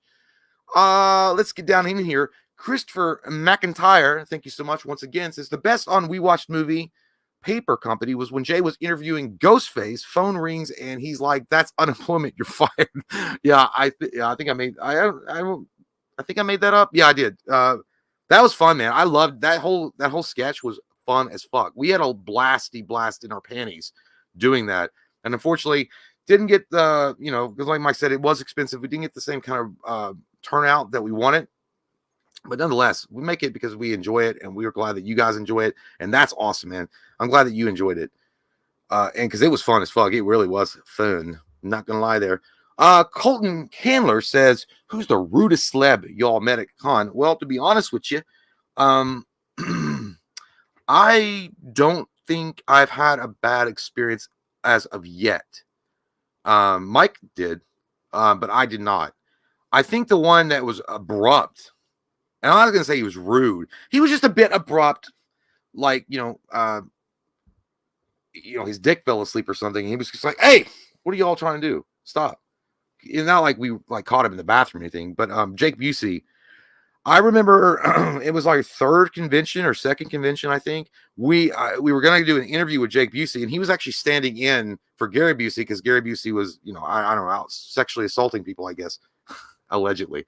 But he was standing in for Gary Busey, his dad, and we were still new to the whole thing, conventions, and I walked up to him, and Mike was filming, and I was like, "Hey, man, we're a very small YouTube channel. Would it be cool if we interviewed for 5 minutes?" And we were in before the crowd's worth, so there was nobody at his booth. Like, there was nobody there, so it was just us, and that was the whole idea of a press release, passes, that you get in there and get your interview. And he came out very like tennis, like I belong to a country club kind of thing. He was like, "Actually, I can't really do an interview because, my job kind of relies on me not bad-mouthing another director or like talking about something else that I'm not really allowed to talk about. So I can't really do that." I'm like, "What the fuck? You're acting like goddamn Herbert Hoover. I wasn't asking you like secrets of the universe. I was just going to ask you what your favorite fucking color was." But either way, he might have been a little bit more of a, what are you staring at me like? I'm not telling tales outside of school. He might have been a little bit abrupt. I'm not saying he was rude necessarily, but Mike's got a great story for that. So I'll let him talk to you about that, Colton. Andrew Graziosa, thank you so much. "Hey, Wham, hope you're having a great night. Have you ever seen Killer Klowns? I saw it last night, and it's the weirdest movie seen in a while." Love Killer Klowns. One of the best movies out there. A very corny movie, but a very classic movie. Very touching and telling, and an amazing cast. Also, one of the best fucking handguns ever that turns people into cotton candy and they suck you down. By the way, so I'm going to let you answer these two questions. I'm 8:59. I just answered Andrew Graziosa. That was about the Killer Klowns. But there is a question that I'm just going to make sure because I want to get their name right.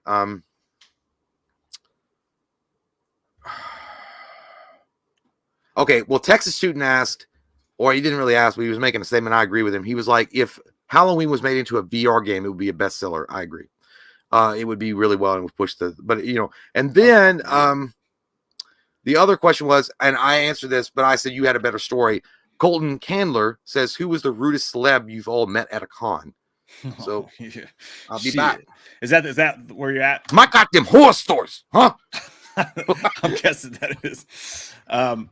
Yeah, dude. Fucking no, it's way too close to my face. I'm semi-blurry right now. It's 110%. Well, Kevin Nash, we didn't really meet him, but he was kind of rude. We were just standing in front of his table talking, not like right in front of his table, and that was a different story. But it would be Michael Bean, and a lot of you have heard this story. But I went to a con. Jay and I were both supposed to go, and he couldn't end up going, so I went with his niece Annie. She went with me and she filmed for me, and she even interviewed a couple people on the channel. We interviewed the kid from Star Wars and a couple people. They're all on there. It was way back in the day on the channel. But I went up to Michael Biehn. Nobody at his table whatsoever. Nobody there.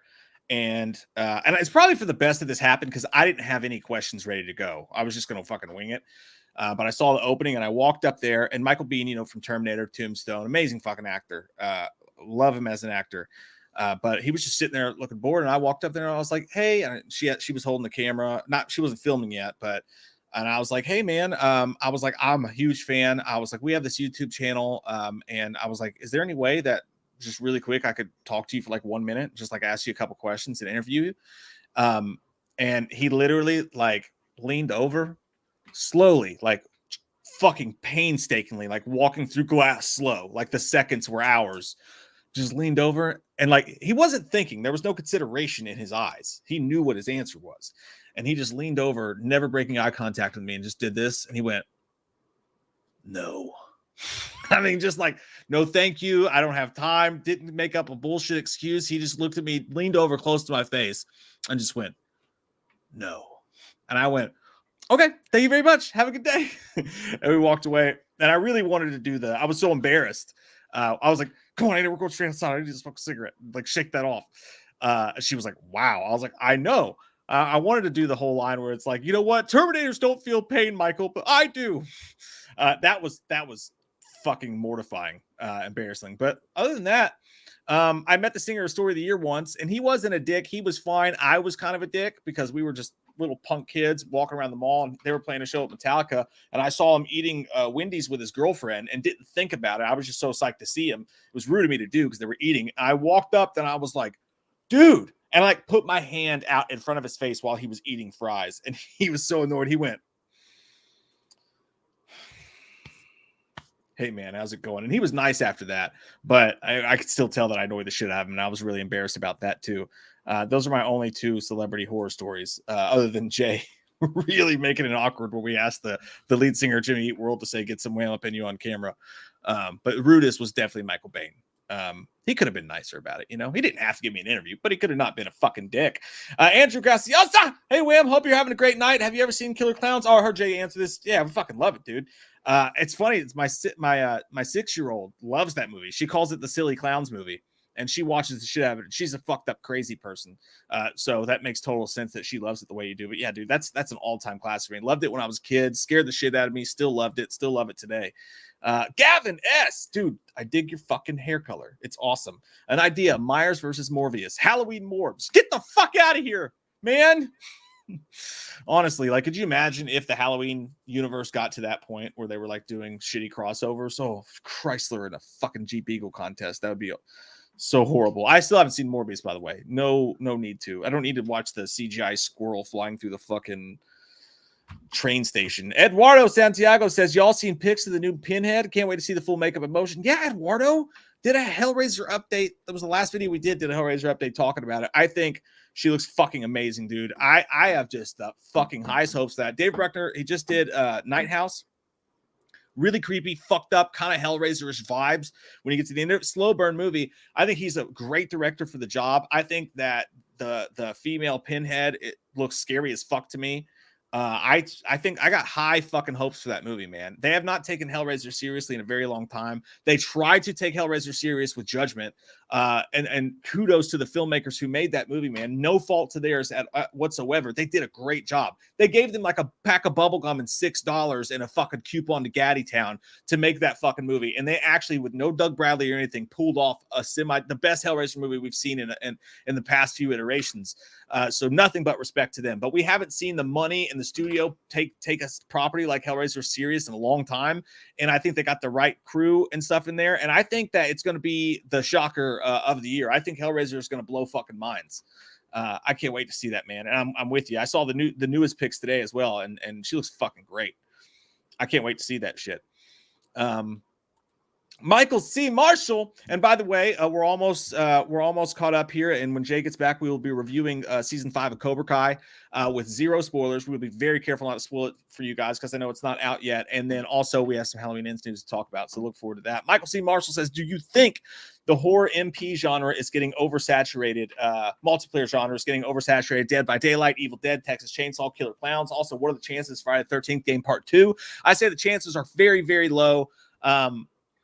I wouldn't say low, actually, because the guys at Gun Media are so fucking great and they're so on it. And that's such a great company ran by fucking great people. And I'm not just saying that because we're friendly with them. The way that they run that company, if you look into it, they just seem like amazing bosses and amazing dudes. That being said, I'm not a horror multiplayer fan. I can't really get into the games. I even bought the new Evil Dead and returned it. It was great. It was fine. It's just not my thing. I'm very much single player, like we were talking about Halloween VR, single player, scary, fucking that. I want my horror games to try to fucking scare me more than anything else. So yeah, I think it is a little bit oversaturated. That being said, I cannot wait to fucking play Texas Chainsaw Massacre. I would love the only thing about the VR Michael Myers games, if it put you in the like, it would be cool because if you got to be killer and then go around and stalk people, that kind of put you in a weird like psychotic way. You get to go around and kill people like with the VR thing. But if you're a survivor, it could be fucking damn scary because you wouldn't know it. Like, it's in VR, so you'd be like peeking around a corner thinking it's scot free, and then a turd comes down your leg because you see Michael and you hear that boom boom woo. That scare your dick off. We've never had someone attempt to make a scary Halloween game. God, by the way, I could see that. I want to give you guys an update real quick. I was gonna say the guy on Reddit and I have come to an agreement. I literally he said, he was like, I could see your point. And so when I typed back, I said, if I could change and you could change, then we all could change. And that really should just be everybody. You guys could be like, hey, you know what? I disagree with your point of view, but I kind of agree with some of the things you said. But we can agree to disagree civilly. I'm glad the war is over. The war is ended. But Skydance coming. Ceasefire. Skydance. There will be another time. It's New Master 69 is still out there somewhere. It's like the meeting in Heat. He's like, but don't get it twisted. Or it's like whatever he said. He was like, if it's between me and you, he's like, I will take you down. I will take you down to China. I never thought I'd get I do. Reddit's actually pretty addictive. Yeah. I got like, and it's stupid. I got like 15 or 10 upvotes, and I was like, oh shit, people are like responding. And then I was like, then I started getting pissed when I looked at the fucking comments, and then I wanted to argue, but I couldn't do it on my phone because I can't text fast enough. So I was like, God damn it, I got to get on the computer, and I'm lazy and I don't want to do that. So now I just got to pick and choose my battles. Anyway. It's a dark place. Some of the worst, there's some really good people on there, but there's also some of the worst of the worst because it's like one of the most anonymous things you can do. You know what I mean? Yeah. Like Reddit is. So Laquita Smith is back, and she says, hey, sexy beast, love your backgrounds. Grew up with Blockbuster and Hollywood videos. Jay, what are your favorite movie posters from that background of yours? Yeah. So my favorite posters is gonna be the Halloween 4 that's back there. I love that poster right there. You see, touching the tit. Halloween 4 is one of my favorite posters I own on the wall, but I really do enjoy this sexy bitch right here, which is the Crow. That's I know you guys can't see it, but honestly, out of those two, these two would probably be my favorite. Even though I mean, I love all the posters, but I love Halloween 4 because they used the Shatner mask, and that was one of the biggest disappointments because it was such a switch. What was it? Bait and switch. When you saw that poster, you were so assured on Halloween 4 that you were going to see the original Halloween mask, and that they gave you fucking Data from Star Trek. Still I'm like, what the poster, son of a fuck? But that poster is sexy as hell, yeah. And then that crow poster, it's just so simple, but yet so endearing, and yet so it's sexy. Just so you, and yet it's so you. That'll never stop healing if you, or that'll never heal if you don't stop picking. But yeah, it literally, it's just a guy walking in a door with some goddamn rain coming down from behind him. It's Brandon Lee, but I can hear The Cure when I look at that poster. Yeah. I love it. Yeah, those two posters though. It's funny too. I was telling the Michael Bean story, and Luke Stoltz said, "Mike, you should have said to him, well, bye." You see, God damn, even I'm afraid what's going to happen when old Ringo runs this out for it. God damn, boys. I should have just brought out a cup and started spinning it. I mean, dude, Ringo was like, dude, if we ever, did you tell your Michael Bean story? Yeah, that's what I was talking about. Well, maybe if you ever meet him again, and he'll be like apologetic, and he'll be like, I was just funning about, and be like, I wasn't Mr. Horrific says, can't wait for ends. Michael's going to slay people like Anakin with his youngling Slayer 9000. Super soaker, super soaker. Anakin got that bitch off QVC. I can't wait for it either. Unfortunately, don't expect many kills. I think there's going to be more than we expect, but like it's not like we just came off a kill. So I think people are going to be like, you know, I think there's probably going to be about 20% of the kills that we saw in Halloween Kills. Maybe. You hear it hurts? It's got to be worse. Wyatt Atley, thanks, buddy. Says, hey guys, just here, drop some support. Love you, Wham fam. Love you, hey, too, love you, man. Amazing. Is that James Jude in your picture? I like it. I like what you've done there. Yeah, he is. You can see the fucking size of James Jude in that. He looks ripped as fuck in that picture. I like his pectoral muscle sticking out, and like it's so big, it's talking by itself without his brain. Jeffrey M says Loomis. Hey, Jeffrey M clocking in at 500 pounds, walking in the arena, says, Loomis, would you box Logan Paul for $1,229.29? I think it's more like, I can't do math. $10,202,929. I wouldn't box him at all. All I'd show him is his reflection, a tampon, and he would fall over. Not fair. I hope Kylie Richards' character will have a bigger part in Halloween Ends. I think you're going to be very disappointed. God damn, Mike is literally, you're coming off the fucking rooftop. Like you're the fiddler that leads the children to their death in the ocean. The piccolo master of death. I don't know shit because I've not been following it as close as Mike. I don't know what we're going to goddamn get. I don't know if Kylie Richards has a bigger part in it or if she went back to the Real Housewives or wherever the fuck she was on before. I know this.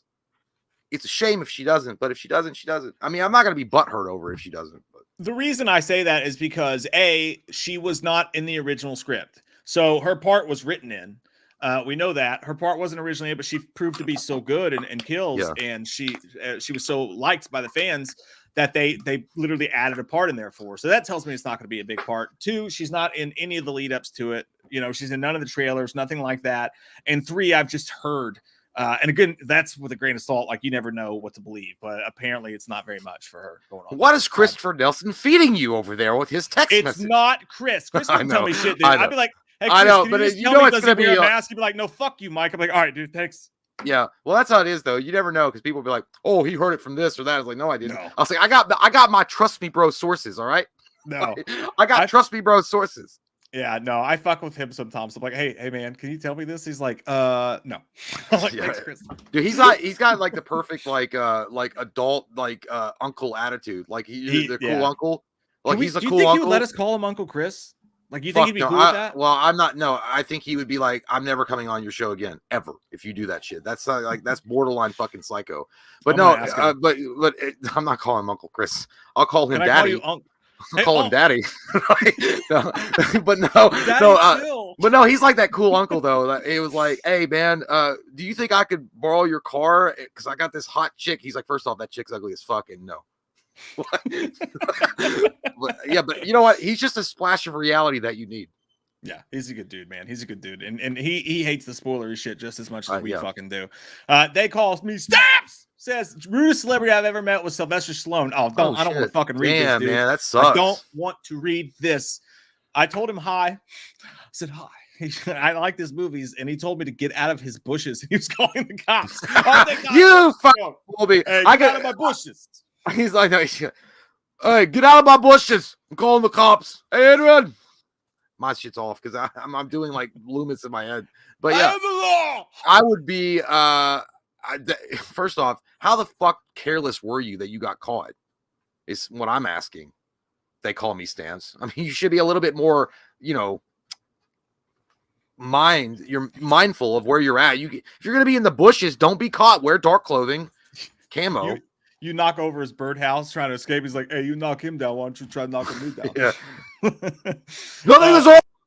Nothing. Mr. Horrific, thanks, buddy. Says, hey, Mike J, check out your Insta for a little something for me. Trust me, it's better than a BJ from a Suckatron 9000. Here's a hint: pumpkin knife. I hope it's not your dick again. All right. There's been three instances of your wiener in my mailbox, and I'm getting tired of showing it to my family. Yeah, and first off, man, It's better than the Suckatron 9000. Look, I pre-ordered that from Amazon, and it's the best purchase I've ever made. So those are some big cockles that you've got to fill there, sir. It's gone from suck to blow. I'll do that, man. Thank you. I love your icon pick. Norris! Is that Patreon, Norris, Chuck! by the way? I think it is. He said, what's up, Mike and Jay? I'm worried about the copycat killer rumors for Halloween. What are your guys' thoughts on them going in that direction? I know Jay's worried about it. I just didn't accept it. You better not. You gotta accept it. There's only one original, and that's it. Ain't got time for copycats or imitations. And if that happens, then I'm gonna be like, goddamn Ving Rhames and Dawn of the Dead. Fuck y'all. And then I'll walk out with my shotgun. No, I don't want that to happen. I'm worried about it a little bit, yes, because I think it would be an easy out to do that. I think it's interesting. I mean, of course, the concept is interesting.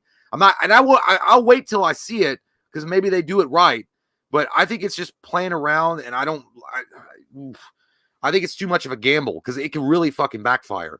I hope they don't. But if my thought on if they go in that direction, I think it's a bad idea unless it's executed perfectly. But I don't know.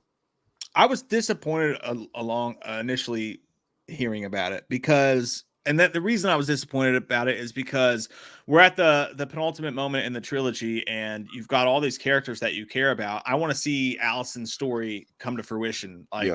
I want to see, it's the same thing like the Dark Knight Rises, like we talk about, like you have all these storylines that you want to see, and you have them in this idea of them in your head and how they're going to play out and whatever. And then they're like, hey, we're adding this new character and he's a focal point. And also, what sucks for me is like, I'm so sick of hearing like every single thing they release for Halloween. It's like, oh, check out his mask. That's not him. Check out his fingers. Check out this. Like, it's like, there's nothing to be taken at face value. It's all about this Corey character. And I've seen the actor, like he looks like an interesting person.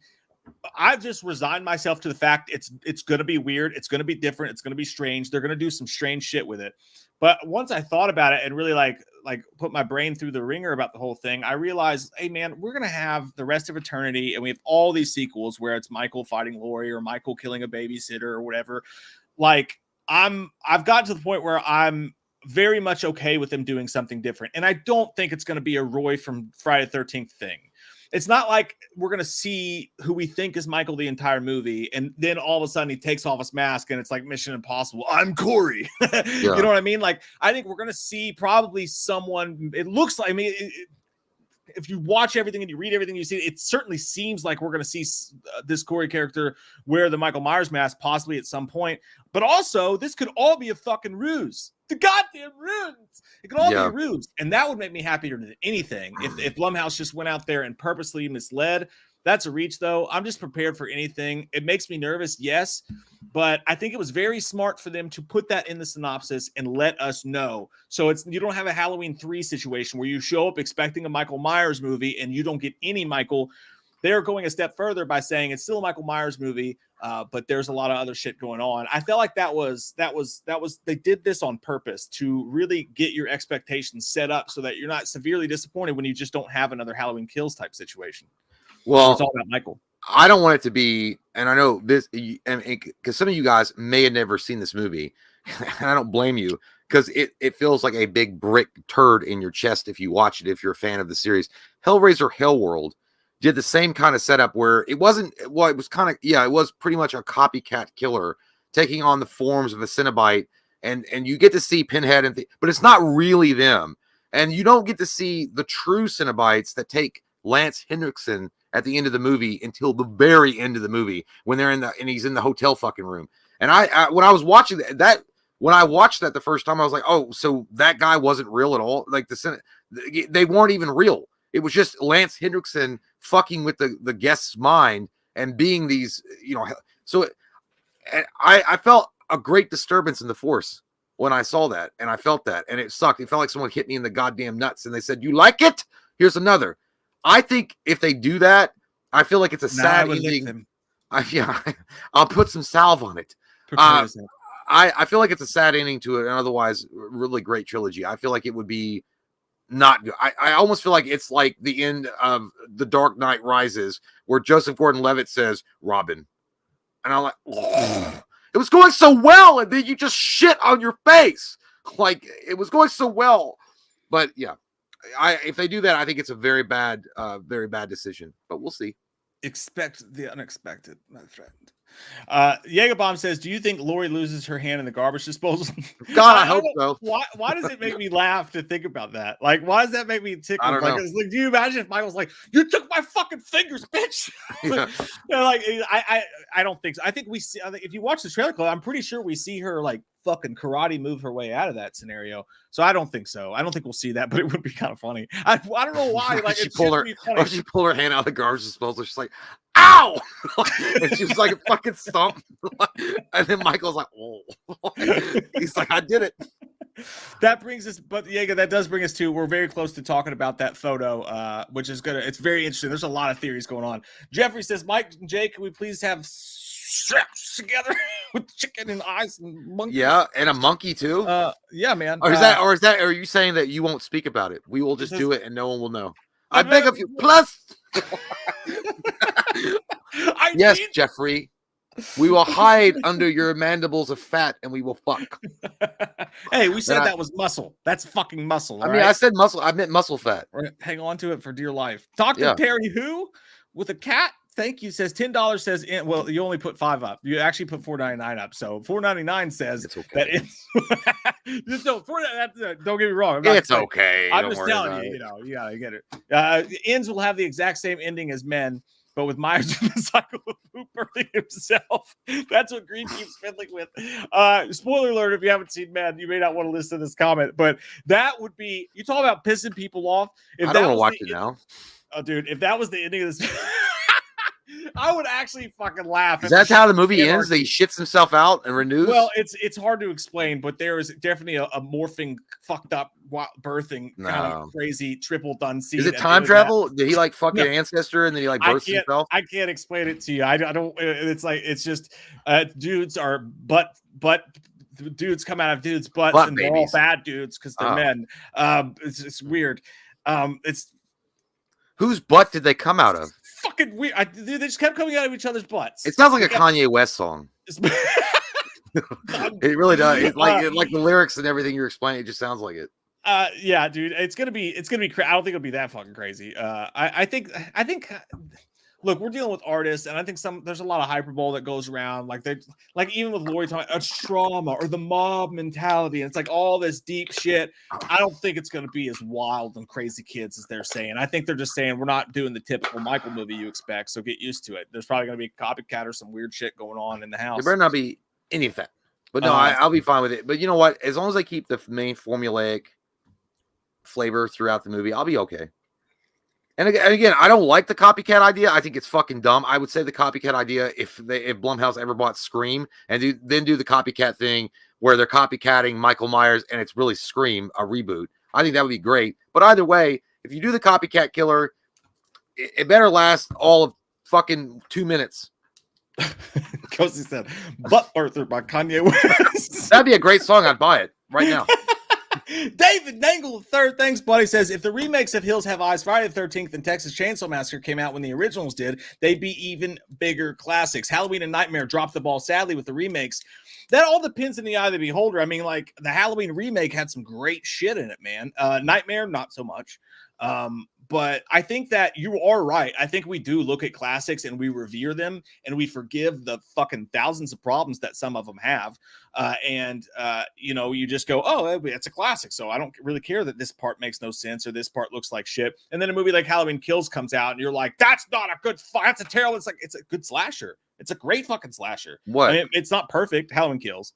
It's not fucking perfect, but you know what I mean? Like we are so much pickier about movies today than we used to be. There's no doubt about that.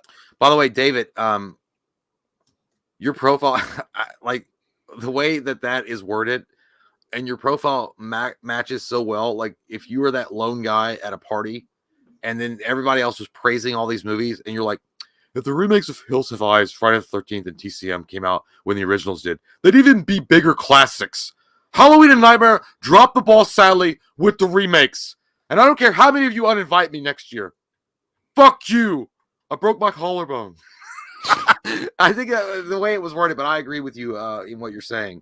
But Halloween, the remake with Rob Zombie's remake, The first 30 minutes are garbage. I think it's total horseshit. I don't like that at all. I don't think that there's any need to have any kind of exposition on Michael's backstory at all. I don't care about his backstory necessarily. I don't want to see him like this Michael Myers, like that bullshit. I don't like any of that stuff at all. I want to punch that kid in the fucking face, then send him home. But everything else after that, I think they do a pretty good job of making it original, but making it more, but keeping it within the vein of what Carpenter originally wanted and stylizing it.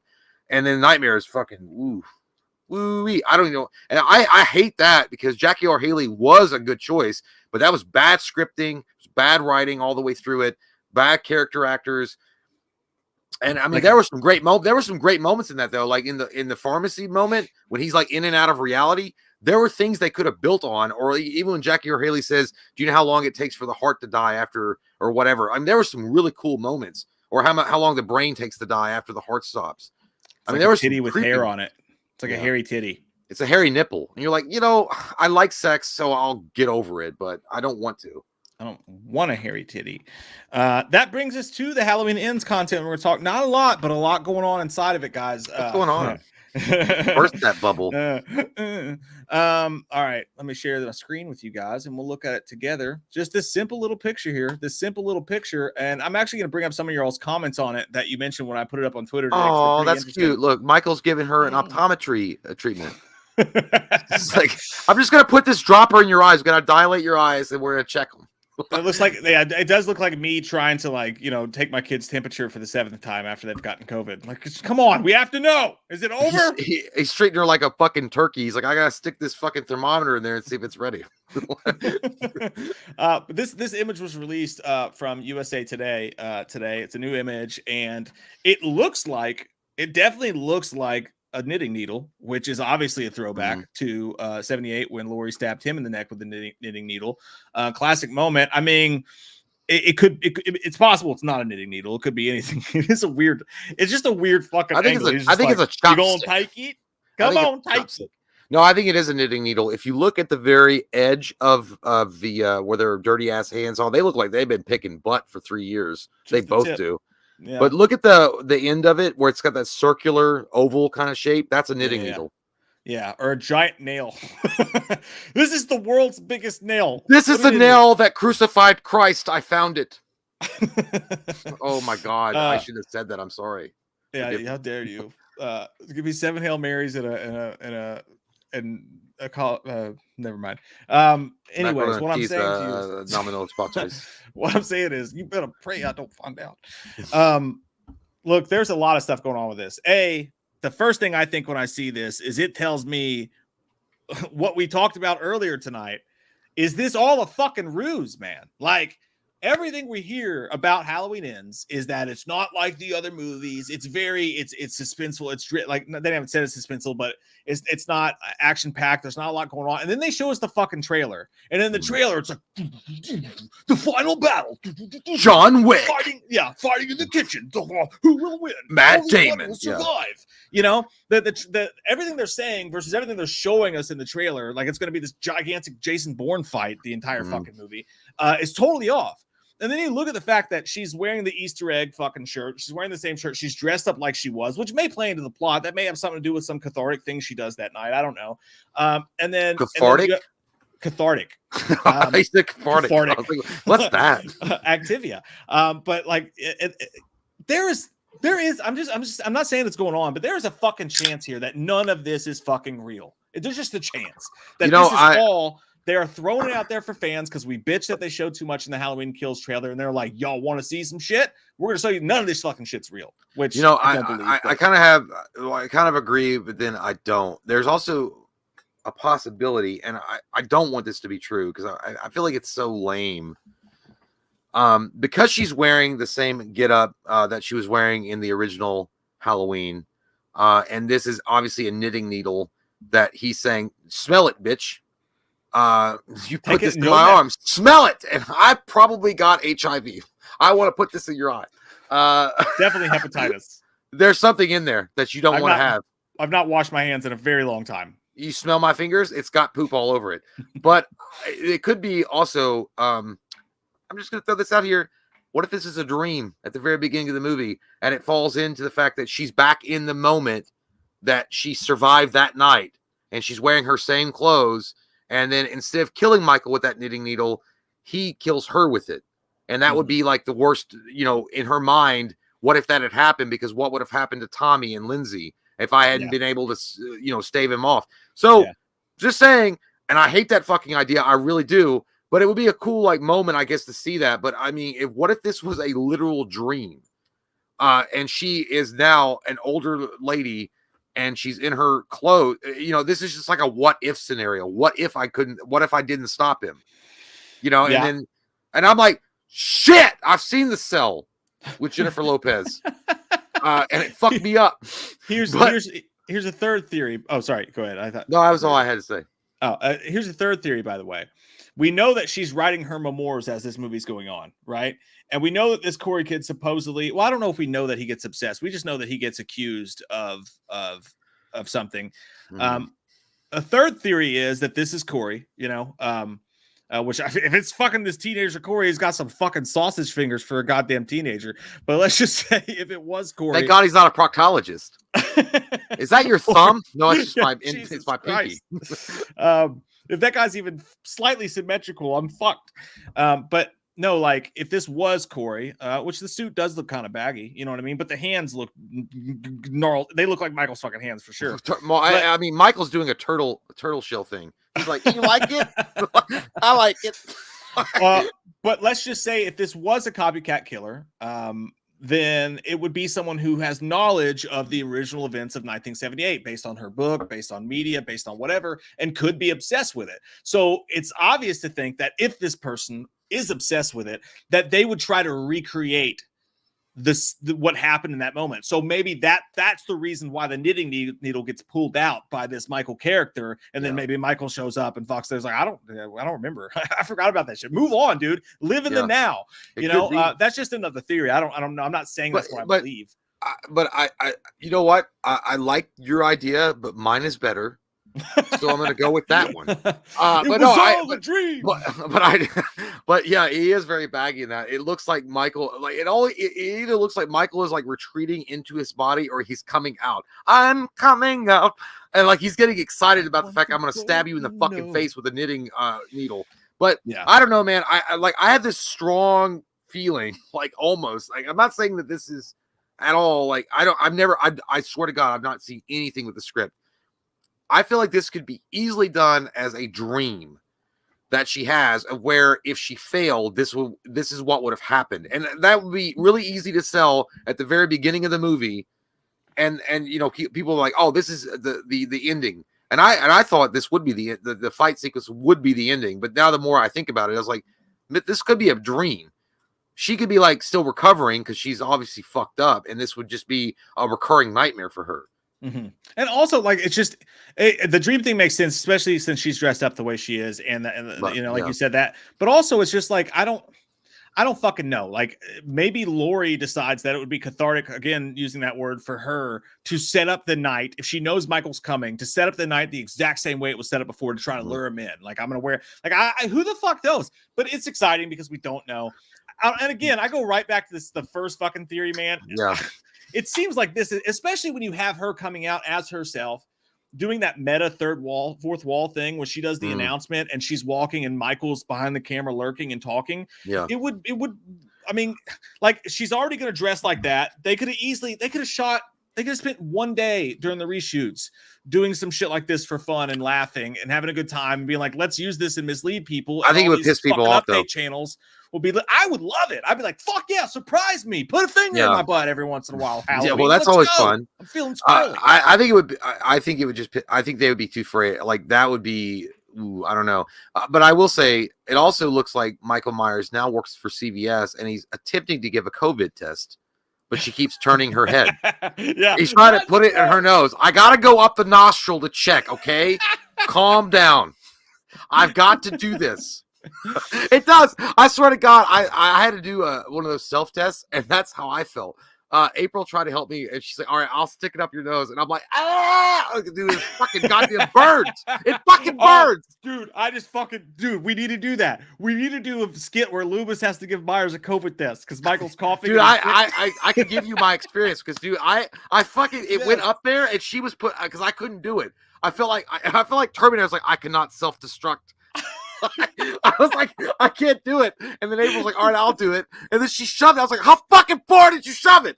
And like, it was like up there, dude. I could feel my goddamn brain being like, hey, there's something up there. And it burned. It fucking burned. And I yanked that shit out. I felt like Total Recall. Like, dude, where he had that little fucking bug in his nose and you're pulling it out. Like, I felt like that when I pulled out in my nose. And she's like, I'm sorry. Then why don't you do it yourself next time? I was like, I will. For sake, Deborah, it's my nose, not and a guess fucking what? I didn't do Dunkaroo. it again because I was negative.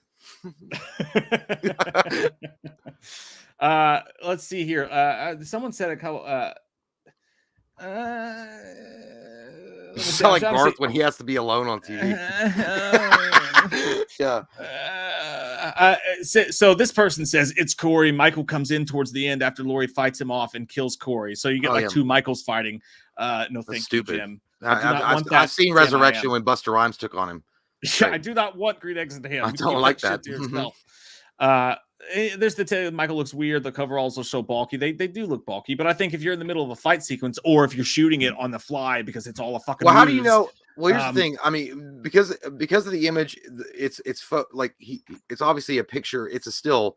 How do you know he's not standing up in the middle of the shot, like standing all the way up? And they just took the shot as he's standing up. Yeah, it's kind of how it looks too. You know? Yeah. Hey, we just broke 500 people. Thank you guys for being here. Hey, all right.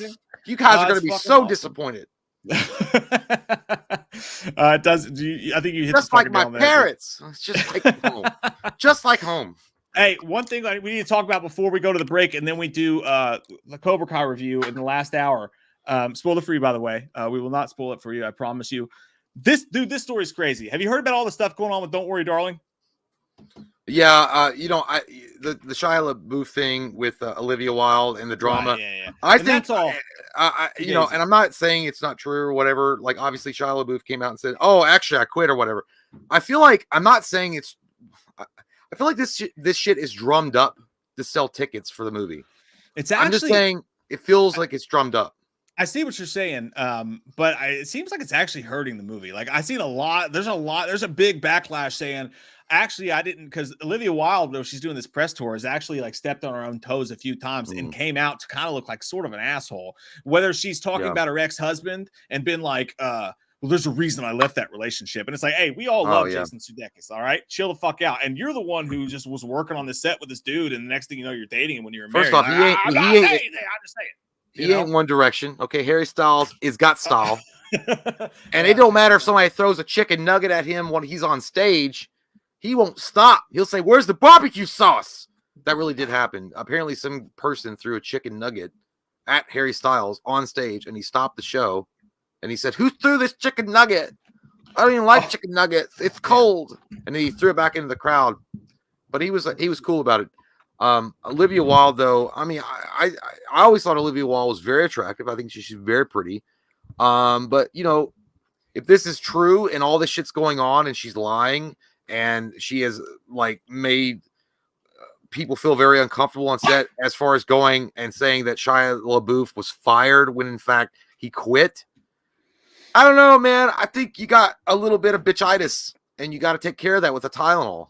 Well, she definitely seems to be. I mean, because Shia had the receipts, like he like obviously not the best dude in the world, but he put out the video of like her like proving that she was lying basically. So that automatically paints her in a bad light, and all that shit going on with that. And then there was stuff with Florence Pugh, the actress in the movie, the stuff with her husband. So Olivia Wilde's not doing great right now, just on the public opinion scale, right? And then, but there's also stuff going on. There's a bunch of rumors going on about the cast and stuff not getting along, a bunch of shit like that. And then this happens today. They're debuting the movie. Watch this shit, dude. A bunch of people are saying, now they've already come out, by the way, and both sides publicists said that did not happen. What does it say? It appears to spit on Chris Pine. That's what I'm getting at. In this video, someone caught them at this thing where they were showing the movie, and it looks like Harry Styles spits on Chris Pine. I kick his fucking ass back to the Guardians of the Galaxy. I don't know. Let's watch it together. Tell me what you think. A strong word would send him flying. It's very close. By the way, Chris Pine. What the fuck? Who the fuck can pull that off? Dude, I can't pull that off. He looks like a surfer professor on a Power Rangers TV show. It's a Point Break remake. Like that guy, like if they remade Power Rangers, he would work at the juice bar as a professor. He would. Yeah. Okay, here comes.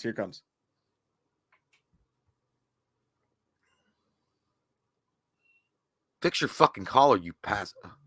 Oh. I didn't see any spit. Watch. So allegedly, here's the spit. Right, I'll pause it. Did you see his mouth? Yeah, he looks like he's like looking at his dick. Yeah, watch him really closely. His face looks like he's puckering his mouth about his wiener. Yeah, and who wouldn't? It's Chris Pine. But watch. Sort of. And now watch Chris's reaction, though. Watch Chris Pine right now. Well, he's not wearing any socks. Oh. That's that. What the fuck? And then I can't believe you just fucking did that, but we're in front of people and I'm not going to whoop your fucking ass. But I swear to God, when we get in the fucking parking lot, dude, you're fucking dead. I just got command back of the Enterprise. Do you think I'm going to let you ruin it, you fucking One Direction cocksucker? I think, yeah, it's possible. Maybe he on it because it does look like, I don't know. It wasn't like when it says he spit, I thought he hawked a fucking loogie on my sandwich, man. Like fucking what's his name, Seabass in Dumb and Dumber. Like I thought it was obvious. Yeah. And then when you said when he looks, I thought because he's not wearing. Why the fuck do guys do that? By the way, he's wearing like karate fucking pants. He's got no socks on and loafers that my dad would wear to get the paper. And that's stylish. What the fuck is going on? It literally looks like he's a video game. I wouldn't do it, but he does look good. I mean, not with his long hair, dude. He looks like He literally looks like Brad Pitt and Val Kilmer's son that got lost in a tornado. Well, what about Harry Styles? Look at this motherfucker's. Can anybody honestly tell me if they've ever seen Harry Styles in red lapels? Look at that collar, dude. He looks like Bozo the Clown. Harry Styles looks like a magician that has been out of work for 10 years, and he just got his big break in like he just did a really cool thing in front of the crowd. And then goddamn Olivia Wilde obviously killed Big Bird and is wearing his skin. But yeah, I don't know, man. I think he might have done something because he does look down at his dick like, did you spit on my? But then he pulls his sunglasses up like you spit on my sunglasses. Yeah, I actually I don't like. My personal opinion is that it didn't happen. I don't think I've seen somebody said it was a sunflower seed and it accidentally fell out, and Chris was annoyed by it. And the people who saying, okay, if someone spits on me, I'm not going to smile and act like it didn't happen. But you got to think you're at this big premiere. It's this. We just had the Will Smith thing happen, right? Mm-hmm. Like he's not going to beat his ass. I mean, we all know that that's not going to happen. So I don't think he spit on him, but I do wonder, like, what the fuck? Now, Vanessa had an interesting idea. She said he drops his glasses, and that's why he makes his face. So let's watch it again. This is so funny that we're all so deeply invested in this. But I don't think it was. Yeah, if somebody spits on you, it's not going to be that calm. But watch. Yeah. Oh shit! I went too far. Hang on. You know what? I think he realized. Like, look at his face. Wait, watch. Okay, go ahead and play it. Look, watch. It looks like he says, "Oh shit, I'm not wearing any underwear. I just realized that I farted and there's no blockage, and I'm wearing white pants." Honestly, I don't think anything happened. The more I watch it, like if you just focus on Harry Styles, though, like, and again, I don't think he did it, but like, if like the second Harry Styles' face does that little motion, Chris Pine's face changes. Like, but Chris Pine can whip his ass, dude. That's playing with fucking King Kong fire. But again, we live in a world where Will Smith just happened, so you got to take that. But like he does do that, like when your kids at the grocery store and they're being an asshole, but there's people around, so you can't be like, fucking stop it. You know what I mean? I mean, even spit though. When we get in the car, I'm gonna fucking talk. I'm gonna give you a good talking to. You know. But you still, if he did, you'd see like a little drivel. You'd see something come out of it. I see nothing, like nothing. And I know it's like zoomed in, but I don't see anything. Here, look at his. He's looking at his crotch and he's saying, "Hey, that's a big Star Trek package." There's a fucking motion, dude. There is a like kind of a, and it's right here. Watch instantly. Instantly is when his face fucking changes and he looks down. Oh, you motherfucker! You Well, here's the thing. motherfucker. What you know? What? How do you know that it's not one of those things that happen where he looks down and maybe there was something on his pants, like a mustard stain from a fucking hamburger that he had earlier in the day, and then he like is like, oh shit, I noticed it now because you noticed it, and he's like, oh fuck, you're right. Yeah. I mean, it could be. I don't think he spit at him. I don't think like Harry Styles would be that fucking dumb. Because everybody's filming everything now. So and again, I don't think I don't think that he spit on him. But I do gotta ask, like, what do you guys think happened here? Like, why does Chris Pine react this way? Just you know what? How do you know that he's looking down at his crotch and he's like, oh shit, my fucking fly's unzipped. Like that's the same face I've made, dude. When April's like, hey, your fly is all the way down. Like I've been walking around and then you sit down and you look down and you're like, shit. Like I've been walking around with my fucking dick having a sailing contest with all the wind hitting it. He does look like Homelander, like right there, where Homelander makes a face. You know what I mean? He makes that fucking face. That's definitely the face he's. This guy looks like he's gonna tell you. He's like, you can't launch the rocket ship now. You have to wait. Like, you know, by the way, Artemis 1 has been delayed more fucking times than my sex life, and I'm getting tired of waiting, okay? I'm getting tired of waiting. All it's done is show that NASA is fucking incompetent. There was a fuel leakage. We're going to launch on Saturday. Oh, we didn't check the fuel. Fuck it. I'm not even watching anymore. If we could go to Mars and find alien life, and I'm like, yeah, when's that going to happen? When you fucking check that you have enough fuel to get there? You dumb shits. Anyway, I'm just going to let that out. Someone brought up a good idea. I am going to put up a poll. Did Harry Styles spit on Chris Pine? Yes or no? Those are the only options. I don't think he did. No. I don't think you're that dumb. I mean, and you know, I know they're celebrities, so they're automatically got, you know, dumbness. Some of them do dumbness in them because some of them think they're better than everybody else. A lot of balls on that guy. I don't think that lapel tells me terrible. That's sticking out that says, I want to be Elton John, but I'll never be Elton John. Dude, this is totally not Harry Styles. This is Corey. He's a fucking copycat. We all know what's going on here. Michael would never wear that fucking. Yeah, and that's obviously Brad Pitt. And that's obviously Brad Pitt's stunt double. All right, guys. These are not them. These are their stunt doubles. Find them. I got TT. I got to pee. I got to go pee. I gotta go pee. You went first last time. Yeah, but that's because you have to earn it. You can't just say you get to go first. Not while I'm doing all this. Well, let you go first last time. I didn't say shit. That's the rules. That's what happens. That ain't no rules. That's the way it goes. I said it first. You got to say it first. I did say it first when we were talking about Harry Styles. I said, by the way, I gotta go pee.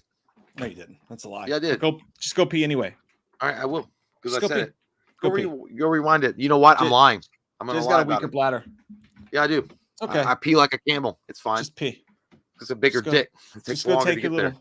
Just take it. Go argue with Reddit while you pee. Thank you. I've got to get back on that. You whore. I know it's bothering you. It really is, that guy. All right. So let's see. JM24. And by the way, when Jay gets back and I get back, we will review Cobra Kai as promised. Hey, Michael J, give me a name for my new hamster. Count Fuckington. Count Butt Fuckington. Little Mousy, the man who could. Harry Cock, Harry Dick, Big Slut 9, Quanon, fucking Mousington, Butt Fucker. Name him Butt Fucker. That's all the names I have. I don't know how to name a hamster. They smell weird, and I don't like them. Gary, Mike, the part in your other video where you said Lori's taking a painful shit was so funny. I had me crying because I actually like she was doing it. There's multiple points in the Halloween franchise where you could do a whole, mix-up video, like a greatest hits video of just Lori looking like she's taking a painful shit. To be fair, you could probably do that with any actor. But the most painful shit she ever would have took would have definitely been in 2018 when she's in the car by herself and like they're putting him on the bus and she's like, ah! She's fucking screaming.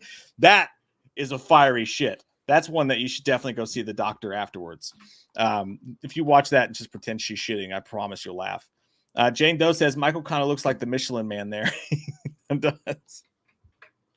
He does look like he's about to change some tires, but hey, he's wearing a mechanic suit after all. Thanks, Jeremy Adams. Appreciate that, my friend. Bumper Gumper said, saw Tony Moran at MonsterCon. He kissed me forehead.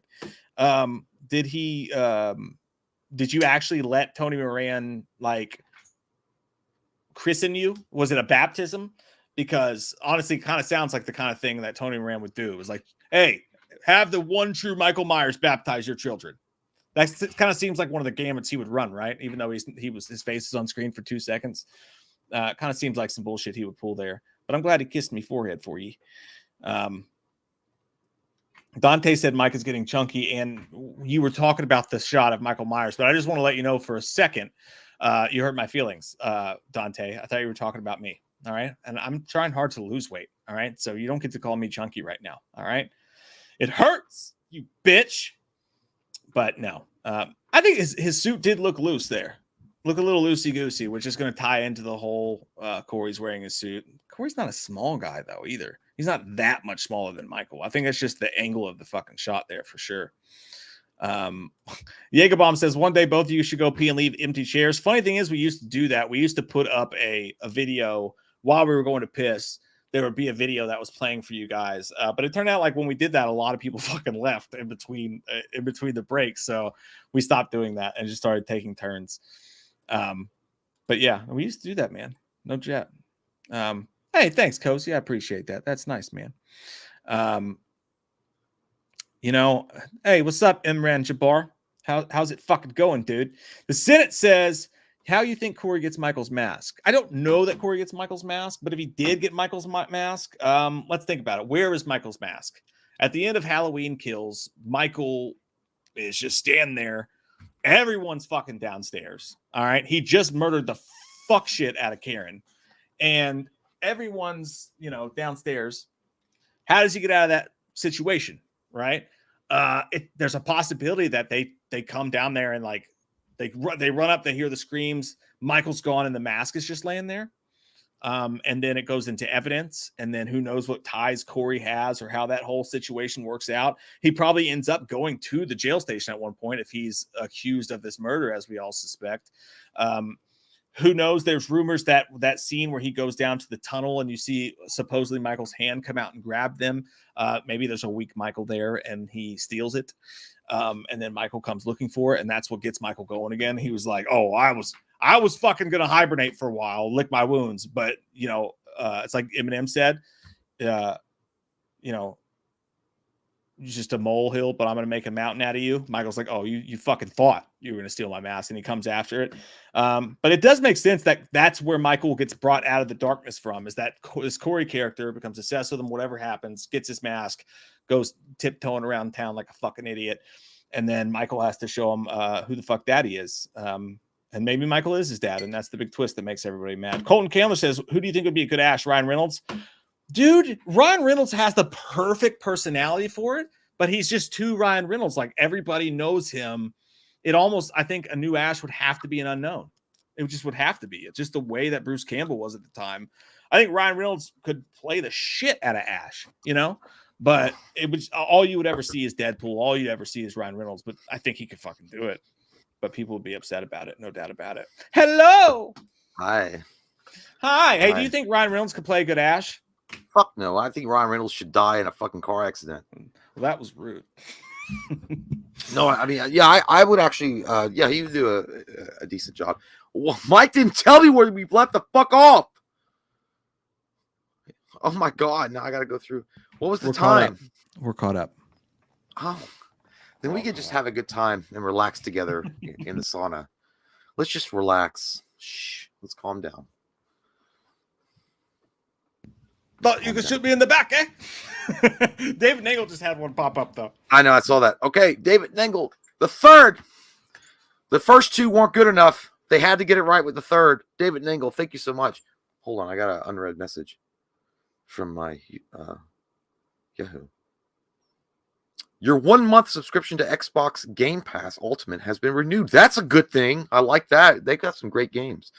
David Nangle III, thank you so much. Says, if you had to rank Bone Tomahawk, Upgrade, Death Proof, it follows. Personally, Bone Tomahawk would be 1 for me, by the way. Everyone loves a good bone. That's for sure. I would, out of those three, personally,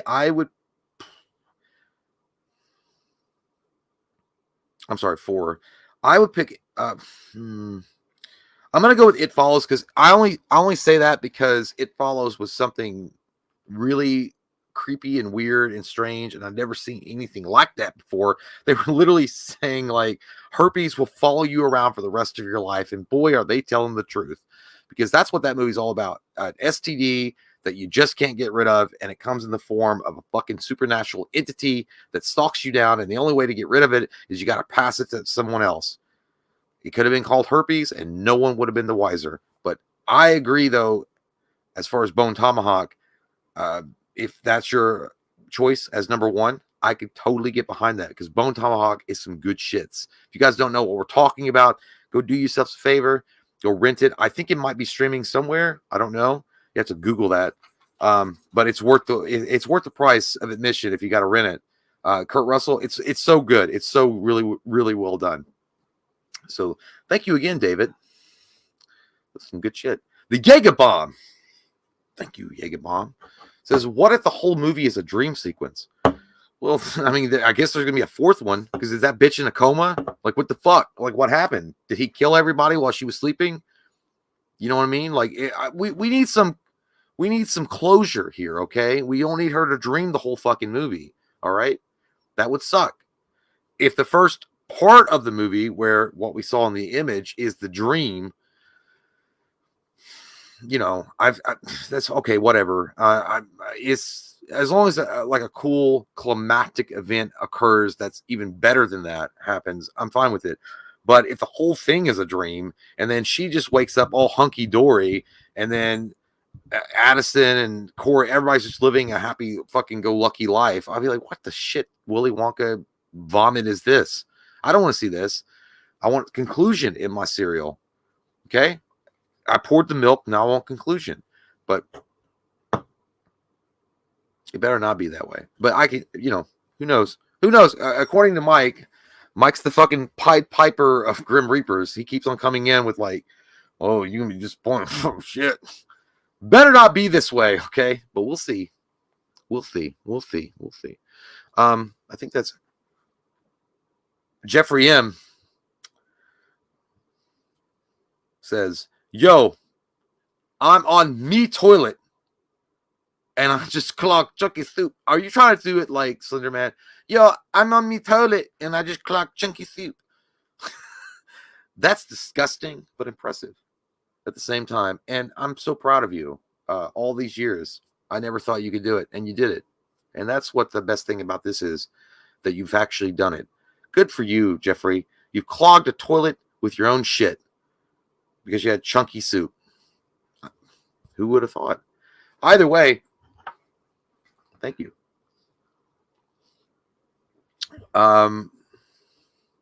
Action says it's on Tubi, Jay. Okay, it's on Tubi. It's on Tubi. So that's all you need.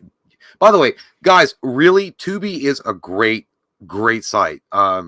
It's free. All the movies are free. Yes, there's ads and things like that. It sucks, but it's like there is no subscription service. You don't have to sign up. You don't have to get like a plus membership or anything like that to avoid ads. It's just it's like that for everybody. You just sign up and have a good old dandy time, you know. And they've got some great movies on there for real. They really do. And I hope they keep adding because Tubi is actually it's some good shit. Daniel Flores, thank you so much. He says, got drunk on vacation at Universal Studios that I almost got a Michael Myers tattoo. My buzz went away when she said it's $200. It was only going to be a quarter-size tattoo. Holy fuck, dude. Like the Banshees of the Oceans try to take you for a trip down like shit lane and you survived. That should be on a t-shirt. But thank God. Oh my God. Yeah, that would have sobered me up. Like $100 would have sobered me up. Like, I'd be like, yeah, dude, yeah, let's get the thorn. You know, yeah, I want the thorn. It's $125, and we're going to get started right now. I'm like, fuck your needle. I'm not even drunk. I don't drink. Like, that would have been like, I would have been coming out of that immediately. But yeah, good for you, man. Thank God. Holy shit. That'd been terrible. You imagine if you woke up and you're like, oh, what the hell happened? And you got like this probably shitty tattoo. And then you're like, oh, that probably only like $60. And then you look and it was like 200. God damn. You're like, well, I guess my kid's not going to get their child support this month. Austin says, thank you so much. What's the best Kool-Aid flavor? Trick question. It's green.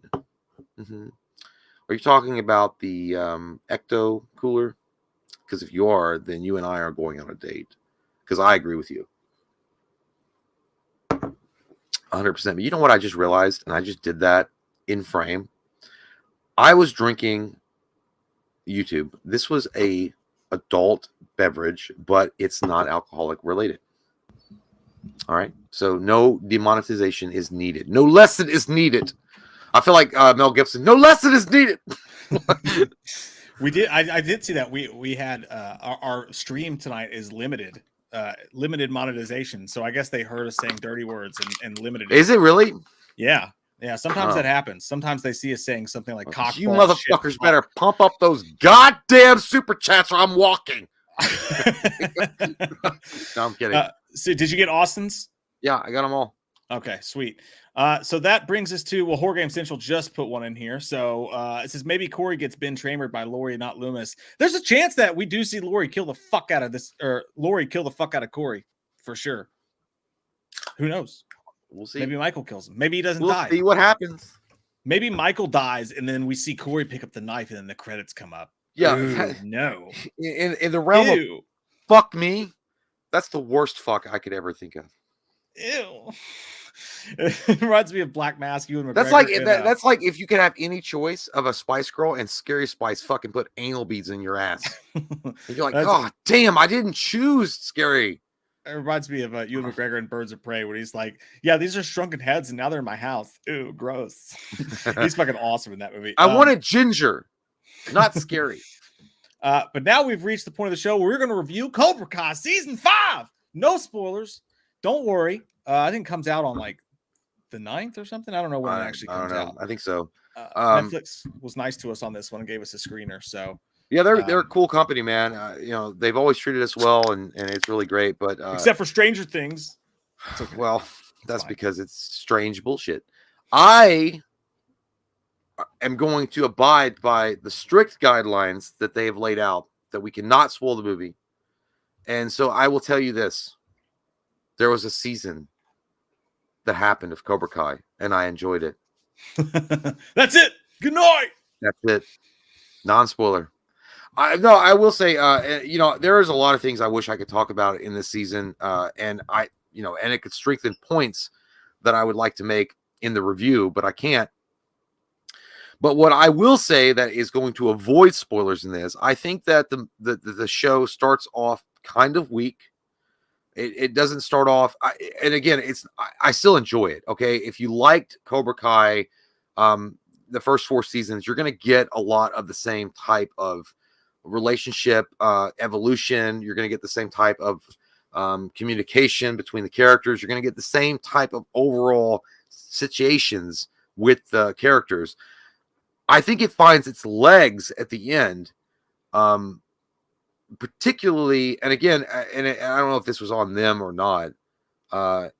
Maybe it was. Maybe it was structured this way, but and I was shocked because I thought it was going to be the other way around. But Johnny has got some great dramatic scenes in it. It really is a focus on. I think that there is a lot of focus on Johnny in this, and I appreciate that. I love Johnny. Johnny can have my babies any day of the week. I think I like that for that reason, because before obviously in the other seasons there has been a lot of focus on Johnny, and we want to make sure that now he's not the bad guy. Maybe he was the bullied guy and all that stuff. But there was always things in the Cobra Kai seasons that you always had the Miyagi lesson. You always had the cool music that brought you back to this emotional level where Daniel-san was talking to Miyagi, and it kind of brought you back to a focus on Daniel. In this, I feel like it really put a real world thing on Johnny, and it was fucking great. It was great. And then, and we can't talk about certain people that are in the show, but there is a particular person that I don't think they handled the right way. I'll be honest with you. I was expecting a lot fucking more. And when I saw it, I'm like, yeah, this is not. I liked it. It was still cool to see, but it was still kind of like it felt tacked on. You know what I mean? Like I felt like it was almost like people were demanding certain things, and then they just gave in and said, "All right, we'll make a quick thing in there." That was toward the end, but because it starts in the early part of the season, and then it tries to kick into high gear with this particular person, and it's just like, yeah, but look, the Titanic sank yesterday, man. I'm booking my tickets elsewhere. Yeah, I think that, man, I'll be honest with you. So we weren't the biggest fans of season 4. It wasn't bad. Season 4 wasn't bad, No. But it was, you got the first sense of I don't know if it's fatigue, but repetition, I'd say, with season 4. I feel like time is running out. Yeah. You definitely got the sense that we're not going to be able to do Cobra Kai for 7 or 8 seasons, I don't think. No. Season 4 kind of, as it was still good. They still landed, but it just didn't have the same pizzazz. And then season 5 starts, and I'll be honest with you guys, keep up with it. I'll be honest, man. I watched the first 2-3 episodes and almost thought to myself, I don't know if I want to finish this. Like I genuinely felt that bad about it. Like the first couple episodes, and it wasn't the story, because the story veers off into its own little like couple episode arc to start the series. They go somewhere and they do something, but it wasn't that. It did not seem like it was going anywhere. It was very all over the place the first couple episodes. They didn't really hone in on a storyline, and it kind of seemed like they were grasping for straws. And then I'm watching it, and I don't know, you know what? I'm going to finish it. I'm going to finish this series. I'm going to still watch it because I've loved Cobra Kai so much. I'm going to watch it. And by like episode 4, I was like, fuck yeah, here we go. Now I'm in. I'm fucking it kicks in. It does. Shifted to turbo like Power Rangers. It does, man. And they find their footing, and in a most bodacious, badass way. Yeah. And it ends up being one of the better seasons. I'd say it's probably season 2 is the best, then season 1 for me, then maybe this season, then 3, then 4. Because this season, in my mind, in my opinion, it ends up being one of the better seasons, because it finds its footing, and they start doing some really badass stuff. And there's some surprising stuff. Like, there's a hilarious fucking subplot with Johnny that we can't talk about, but just one of those fish out of water situations. Like, what would like to see Johnny's character have to do, the being the person that he is, and when they do it, it's fucking hilarious. And then there's some, like you said, some dramatic stuff that happens with him. And you're like, that's cool. I really like where they're taking his character. And finally, they're shining the light on him a little bit. But for me, it's the same thing, dude. The kids have definitely become the most least interesting thing about it. Like the Robbie and the Tori, like the Tori and what's his daughter's name? Miguel. What's his, you know, his LaRusso's daughter. Little LaRusso. Yeah. The storyline with her, they started to like dip into that again, and I'm like, oh my fucking god, are we gonna do the same fucking thing that we've done for 3 goddamn seasons in a row now with these two? But they don't. They switch it up, and it seemed like for a minute there, we're just gonna keep replaying the hits. And you're like, oh my god, you guys have got to switch the story. Samantha, by the way, Samantha. Yeah.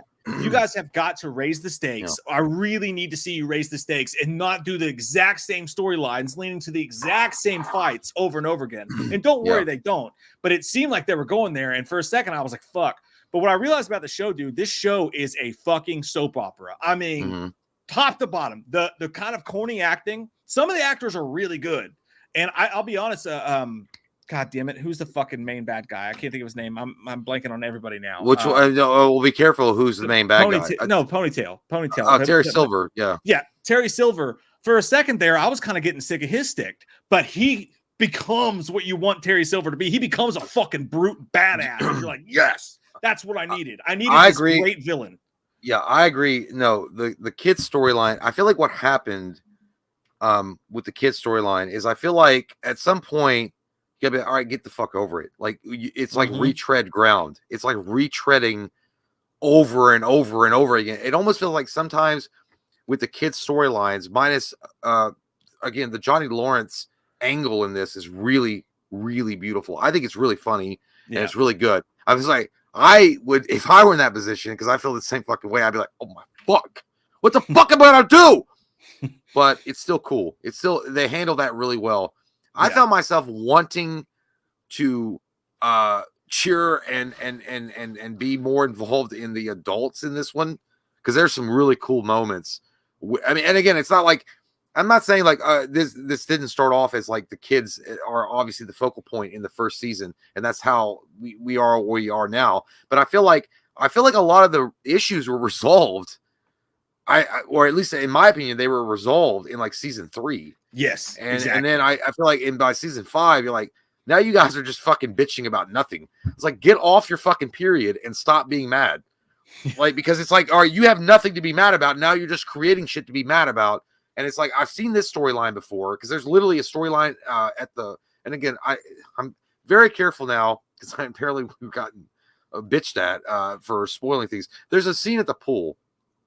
I'm just going to say a pool. You don't know what the fuck the pool's name is. I'm not telling you where the goddamn it is. And even if I did, you probably would never find a reference to it in any Karate Kid fucking movie. Pool's but fine. Either way, there's a scene in the pool. And I'm like, I've seen this before. It's played out exactly the same way as I've seen the last season and the season before. I thought it was fucking resolved, especially with the tournament at the end of season 4. But nope, we got to go back and do the same fucking shit. And I know what they're trying to recreate. And like, I feel like they're trying to recreate, which again is one of the coolest scenes ever. I think in season 2, when they have the high school hallway scene. Yeah. And they're trying to go back and do something the same. And it's never going to work, because that was a special moment. That was cool as fuck. That was awesome. That was the highlight of the whole fucking series. Totally. But I feel like, the kids thing has run its course. But I feel like the series has really, it's run up against the wall, because I'm not saying, and again, and that's not disrespect to the series. I love this season. This season is really fucking good. But there can only be, for me, one more season. At the most, one more season. And the writers did confirm they're going to do, I think they pushed for 6 seasons. So they're only going to do 6. And I think there is going to be a 6th season. 100% there is going to be. Oh, yeah. I mean, we don't have any like inside source telling us that. I know that we don't have the same resources as a lot of the I'm pretty sure it's been resources or we got this covered. I mean, those guys have got like the best sources. I'm pretty sure it's been announced. Yeah. Well, no, I mean, the 6 seasons will take place, I'm sure. And I think it's going to be the last season, which I'm like, 6 seasons feels good. Like that feels good. Right. Because the way this season ends, there's no fucking way they need to have a season 7. None. Yeah. And again, like that's pretty much the bare bones of it all, is that the kids' storylines have run their course and they're not interesting anymore. No. Like I'm sorry, like almost Robbie, Miguel, Sam. Don't care. Get over it. Take your tampons out. Yep. Stop. It's that is the most soap opera of the whole thing. It's like she doesn't want to. But did you notice? I will say this, because this is not spoiler, because I was gonna be really careful. But the first 3 episodes, they were really trying to push more drama. Yeah. And I felt the forcedness, and I'm like, it feels forced. It doesn't feel like the first couple of seasons feel natural, and then this first 2 or 3 episodes, I'm like, that shit's like fucking forced, man. You can feel it. It feels like American Idol awkward. Like, you know what I mean? Like we know they're trying to dig for the emotion, and it's very soap opera-y. Like it's very like, oh my gosh, I'm heartbroken. Why would you do this to me, Miguel? I'm having your baby, and I'm a man. All that stuff. Like it's very played out, and like you're done with it, but. They really just, I mean, they pulled a fucking Houdini, man, because I'm telling you, mid-season, they dropped some shit, and you go, oh my God, this is hilarious. It's heartfelt. I give a fuck. Every time they pan back to the adults in their story, you are fucking in it again. Every time. They go back to the kids a couple times, and you're like, all right, fine. But when they, I was like, can I spend more time at Buster and Days instead of going back to that fucking Chuck E. Cheese? Thanks. And Chosen was fucking great. He was hilarious. He was awesome. He was a welcome addition to this whole thing. And it just, they really do find their footing, and it's the Cobra Kai that you loved. And again, it ends up being one of the better seasons, no doubt, because it gets a little meaner. Like the second half of the season, there's a little bit more blood. There's a few more fuck bombs. Oh yeah, there's there some was possible. Fucked up. Did you notice that at the end, toward the end, they let the fucks drop a lot more? Because you know why? I think they were like, hey, we were saving all those fucks up for the last episode because we're only allowed a few. So we're gonna save all those fucks for like the last episode. But I will tell you this, like it is a good. It's better than last season. I would give it. It's better than last season because it starts off kind of weak. Okay, tiny. It's a little Tiny Tim, but by the end, you're fucking Hulk Hogan ripping your goddamn shirt off in the middle of the ring and saying, "Bring Ultimate Warrior." Yeah, and I like it, and I like it. Cut. The last episode with Terry Silver, my goodness. But here's the thing: that last episode with Terry Silver, if there hadn't been a plot point in the previous episode, in episode 6. I'd be like, it's over. Like, it's done. You know what I mean? But they didn't. But you know, that's, you know, again, I'm not going to tell you what happens. Obviously, we can't spoil the show for you. I'm really trying to be careful.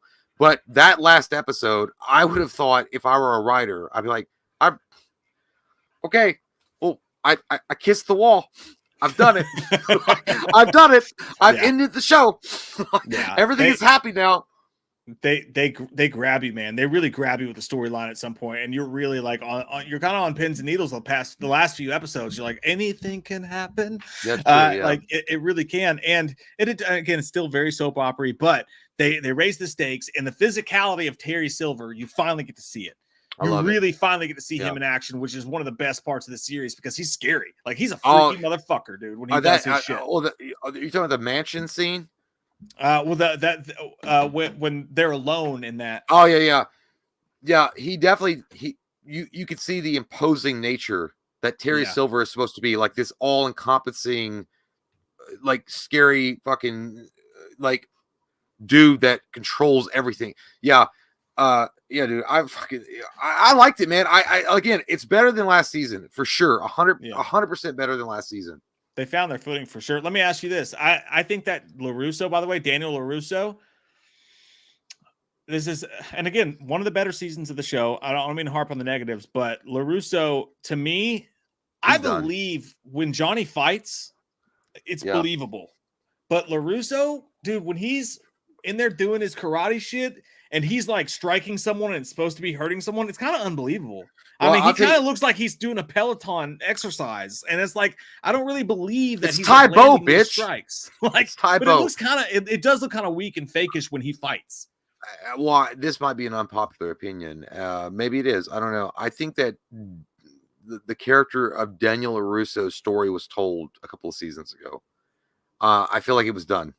Oh. I feel like I feel like what I'm watching now and what I want to watch the complete redemption arc of Johnny Lawrence. I want Johnny Lawrence to get everything that Daniel has. I'm not saying take it from him, but I want to have that complete, because in my opinion, I think the hero of the story is Johnny Lawrence. I think from the season 1, it was always Johnny Lawrence. I want to see the hero story completed in a way, and that's who I want to follow. I think that Daniel is a secondary character that kind of burned out by the 3rd or 4th season, and I think his story's been told. I think he should be a secondary back character. I know he's obviously the Karate Kid. I get it. But I think his story, he's got a nice wrap up, and I feel like he's done now. Could not agree with Resident Dr. Evil more. Cobra Kai is absolutely at its best when it focuses on Johnny. 100%. That's what we're talking about. Yeah. But I'll say this though. I actually think, dude, through the first 4 or 5 episodes, there's an arc going on with Daniel LaRusso, and I actually thought he was in the wrong. Like, I actually sided. Yeah, he was douchey. Yeah, I sided with everybody else in the show. I was like, no, like, actually, you should move the fuck on. Like, I did this. Like, there's one scene. No, I agree, because there's one scene when Daniel shows up in Lawrence's apartment, You remember? And maybe the 4th episode, and that's that where kind of all turned it well, around. by the way, that 4th episode gets really like that. That's when it starts really going off the rails and getting good. But when he shows up, I'm like, man, what I liked about fuck your PlayStation. What they say, your PlayStation ain't relevant. But what I liked about what they did with LaRusso, though, that was interesting. And again, I'm not trying to dog shit on the LaRusso character. Ralph Macchio made Karate Kid. Everybody loves Karate Kid because of Daniel.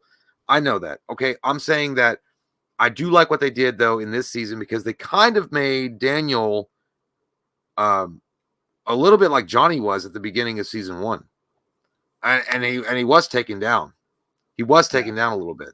And I kind of like the humility because I'll tell you what, I like Daniel, and I Daniel deserved what he got. He worked hard and he did the right thing, but Daniel got a little ego panties.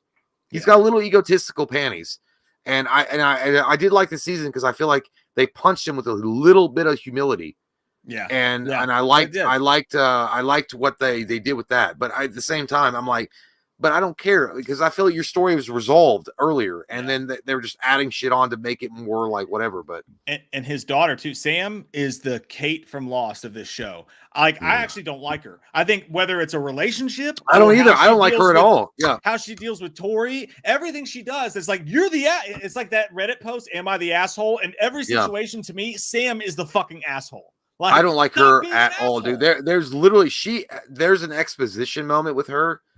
Or kind of, I'm like, or she's talking. I don't know. She's not talking to herself, but she's very self-aware of what she's doing. The very beginning of the fucking season, by the way, episode 2 or 3, I think, and she says like she's mad about this, but one of the characters are doing this, and I'm like, you're mad because they're not going to be there for you fucking selfish motherfucker.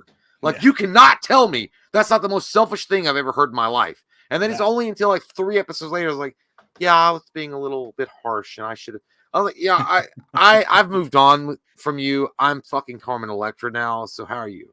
Yeah, and the last gripe that I have is there's a character from Cobra Kai who kind of takes over, and he's just terrible. Like, I think he's terrible. Like every scene that he's in, he's like, I'm really mad and I'm gonna beat you up. And I'm like, dude, you are not scary at all. Like, I think, like, come on. I don't think you're. I don't know because dude, I wish we could talk about the spoilers because I don't know if you're I don't know if you're thinking about the one I'm thinking about. It's the new badass Cobra Kai member. Like, they focused on that guy. Oh yeah. I'm like, shut up, dude. He's like, you really want to do it? That motherfucker is like literally wearing Jinkos from 1998. Yeah, it's like Chucky. It's like, get the fuck out of here. Like, that's like you shouldn't be wearing Jinkos. Yeah, but you're not. You're an asshole. But I don't know, man. I think I think the show is still good. I think it's a great show. I had fun with it. It starts slow, it builds up with pace, and it gets better toward the end. But again, I think the main thing that I would say, and I think you're going to agree here either way, is that the kids thing is done. Because I feel like the last season needs to focus on the resolution between the adults, because that's why everybody is tuning in for is Johnny Lawrence and the Daniel LaRusso saga. They're not. I mean, and I'm not saying obviously the kids are great, and that little side thing was doing well in the first couple of seasons with Sam and Miguel and Robbie and Tori and all that good stuff. But now it's done because you can't keep going back to that well. Yeah. It's fucking dry as your grandma's crotch, and we got to go somewhere else now. Yeah, I totally agree with you. So, I mean, at the end of the day, that's kind of how I feel about it. I would love nothing more than if season 6 sent the kids to college and said everybody's happy and they have a great life, and then focused on nothing but Johnny and Daniel and like the people that are left around for this final season. That would be the best thing they could do. But as far as this season goes, huge disappointment the first couple episodes, and then it rocks so fucking hard the rest of the season that it's actually my second or third favorite season of the entire series. It's like an 8.5 out of 10 for me. The villains actually get really fucking scary, and the show finds another level.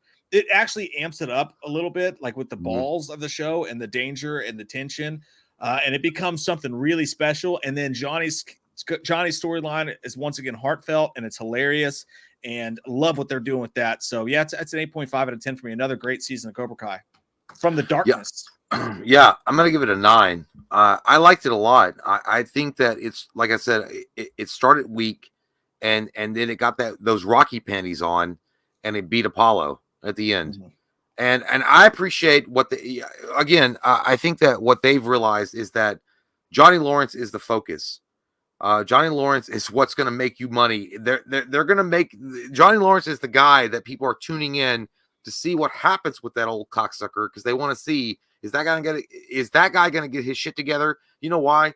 Because Johnny Lawrence is a guy that everybody can relate to. He's got that relatability to him that very few characters do in TV shows. And that's what that is what this season did, I think, really well. The first few episodes they're not that good, but they're okay. They're playing around a little bit with relationship stuff. I don't know. You're just like, yeah, I don't know. But when it really kicks into high gear is around the 4th or 5th episode, and then you get this like really good character development, really good evolution of the series. You get some cool action sequences. You get some great drama. You get some great comedy. And then I'm like, why didn't you guys do this earlier? But again, it's, they want to build it up slow. I can't fault the producers or the directors for that. I mean, you want to build it up. You want to build that fucking matchstick up for the flame. But there's no doubt that in season 6, it will be the last, I would imagine, the last season. I feel like there is going to be a season 6. I feel like it's almost promised to you that there will be a season 6. And I feel like season 6 is done. And I agree with Mike. I feel like at this point, you got to stop. You got to stop with the attempted focus on the kids, because I do feel like the kids' storyline ran out about the 4th season. And now it's just like, well, we're going to retread shit and we're going to recreate shit and dig up old stuff that makes no sense, because you should have resolved that, or it seemed like it was resolved and now it's not resolved. I'm like, this shit's not Power Rangers. You just can't fucking bring shit up that happened like 12 episodes ago and be like, that wasn't resolved. Like, what are you talking about? It was. It's very, by the way, the acting for the kids is very Power Rangers too. Like, there's like a scene where Robbie walks up, hey, let's go, man. Yeah. Do that. We're at Angel Grove, just hanging out. I'll tell you what the most cringy is shit is the pool scene. The pool scene is some awful. Cringy fucking. No, you're talking about Power Rangers. That was straight Power Rangers, because it's like it was like fucking Jason from the juice bar walking up and confronting Tommy. Yeah, and be like, "You think you lead the team?" Yeah, I was so. You're nothing but Rita's pawn. That's fucking stupid. Yeah, dude, 100% with you. But overall, we said what we didn't like. Yeah, I gave it a 9. Right, but that is just to let you know, if you don't like the first couple episodes, stick with it. You will enjoy the final acts. I promise you. We'll get to the last super chats. We'll get the fuck out of here, you guys. Scott has diabetes, and I'm not just saying that as an announcement. Why did you pull up my name? That's his name. He says, "I think Allison will kill Lori." Scott, I hope that you get that under control. But Scott, you know what? Your face will look like what my face will look like in the theater if that happens. Never in your profile pic. By the way, you literally pull up my name. Dude, it says Jonathan Jones. You put my name on there. What? Like somehow you click something and my name came up. Anyway, it doesn't matter. I fixed it. I fixed it. No. But yes, that's not gonna happen, Scott. But we love you. Thank you. Jeffrey says, "Yo, I just had this damn fart leak down my jeans." That's gross as fuck, Jeffrey. You gotta take it easy on the Cheetos, bro. Go put yourself in a nice soak. They got that. You ever like Lay's chips have that like that leaky oil, or Doritos? Was it? It's got dude. No, it was wasn't it called Olay? Anal leakage. Yeah, anal leakage. That's what it's called. But it's Doritos apparently give you anal leakage. Who knew?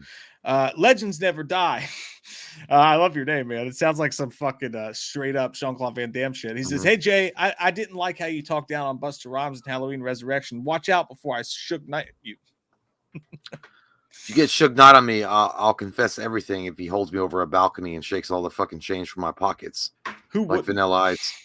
Who fucking wouldn't, dude? I'd have Vanilla Ice. If you got Suge Knight on me, I'll fucking roll over on my mom and she's dead. That's a scary motherfucker. He literally hung Vanilla Ice over a balcony Yeah. Tell them where my money. And Vanilla someone Ice says- said, yeah, it's in the mail. If someone says they're going to Suge Knight you, you mind your fucking P's and Q's, Careful, buddy. careful with your biscuits. Jeffrey says, this shit smell like hard-boiled eggs. I feel like you're saying that on the toilet. That shit smell like hard-boiled eggs. Michael Parton, thanks, buddy, says, I'm really excited to see Chosen team up with Johnny and Daniel. You get some good Chosen moments. Hey, really you know what, Michael? We had to be careful with what we were trying to reveal, but there is some really cool stuff that happens in this season that we're not allowed to talk about. But goddamn, yeah, like I will say that anybody that is a fan of all the Karate Kids are gonna have something special that happens. No doubt. 100%. I agree. Scott has diabetes. I'm sorry, but once again, he says the exterior of the dojo was filmed at our Spirit Halloween location at Ashley Park in Newton, Georgia last year. That's badass. Like, I want to. Scott, do they have a lot of insulin when you went and visited, or? They got. I'm kidding. Get out of here. Hey, Spirit Halloween would be like when you got an empty lot. That's a great place to film movies and shit. Yeah. Frankenstein Studio. Hey, thank you, Frankenstein. Did you guys see the Ends review? Could be fake, who knows? That said it will make people rewatch kills with a new set of eyes. If true, what do you think that could mean? I did not see that, dude. But I did not. Everything I see with a grain of salt. These kids are just out there trying to get their posts liked on Reddit. They're all full of shit, man. Frankenstein Studio. I have never watched a Dave McRae review of a movie, and I refuse to watch it now. Dave. That Dave McRae, that fucking Canadian sense of humor, that beautiful face in like fucking shadow. I refuse to watch his review. Yeah, it's all Dave McRae's fault. And you tell him hell's coming with it with me. Gary says, wait until they bring Jaden Smith. Well, I guess that'll be the death knell. Yeah, then it's time to end it. No, I swear to God, if the next season doesn't bring in Hilary Swank, fuck it. I'm done. And I'm never coming back to school. Never. Heresy. Corey Alexander, thanks, buddy. Says, I have it on good authority that Michael does the Chucky chant to Corey to take over his body. Only way to kill him is through the power. That would be fucking so weird, but it would be power, Corey. It'd be so weird. Like, I don't know what the fuck I'm watching anymore because I hated everything else about it, but this is cool. It would be like one thing about it. That, you know what? You just described like Scary Movie 5 or 6. Who knows, man? Maybe like 17 years when they really run out of Marvel movies and original ideas, we could get a Michael and Chucky crossover. But until that I'd day, rather never. In the darkness of the night, as we sit on probably drink 7, 9, or 12, we must retreat into Valhalla's caves. We must travel deep and reclaim the lightning. Fear not, for you are already dead, and you are in Elysium. Hey guys, thanks so much for hanging out with us tonight and watching us talk bullshit. Harry Styles, Halloween Kills, Cobra Kai, fucking butts, sucking dicks, licking cocks, eating apple juice. Sauce. Sounds like Bohemian Rhapsody, the movie. I like it. Galileo. And I just watched it, Galileo. Did you like the Freddy? No, it was great. I loved it. Yeah. I like it when that guy that played it. Like, I'm about to butt fuck that dude. No, there wasn't a lot of gay sex in it, which I was disappointed in. Me too. I mean, I was like, thank God there wasn't a lot of gay sex in it. But what was the guy's name? Malik. Rami Malek. Fucking awesome, man. Really good shit. He did an amazing job. Yeah, he did. But that gas station scene did make me laugh. You see that trucker walking to the gas station, like, I've got to go. He goes to the gas station and they fuck, and that's allegedly like they lead on. That's where he got sick, is from that trucker. The weird thing is, Seabass from Dumb and Dumber. But I looked this up. Like, dude, he apparently left all his money to that girl that he fought. Like, because I feel like he was bisexual. I don't feel like he was pure gay. Oh fuck, we didn't see who won the poll. Did Harry Styles spit on Chris Pine or not? Oh yeah, we need to look at that. Oh, surprisingly shocking. I actually, from the comments, you wouldn't have believed this, dude, but 51% say yes, Harry Styles spit on Chris Pine, and that makes it official. I don't care what Chris Pine says, or what Harry Styles says, or what One Direction says, or what BTS says, or what Olivia Wilde says, or Jason Sudeikis says. Don't ever fucking talk about BTS, you son of a bitch. It has been made true on this show today. Harry Styles fucking spit on Chris Pine, and we need to act accordingly. Okay, fine. Okay, you know what? Harry Styles. I'll put the system on trial. Harry Styles spit on Chris Pine's dick because he wanted it in his asshole. Brokeback Mountain 2, yes. Olivia Wilde is sitting there. I will direct it. They were this right was to a lead up us today. On this day, the YouTube gods spoke. You just said we were like limited monetization. I don't know what the fuck that means. Like limited monetization. Like it just means they're butt fucking us from Texas. Okay, fine. Okay, whatever. I mean, we can only show this to old people in nursing homes.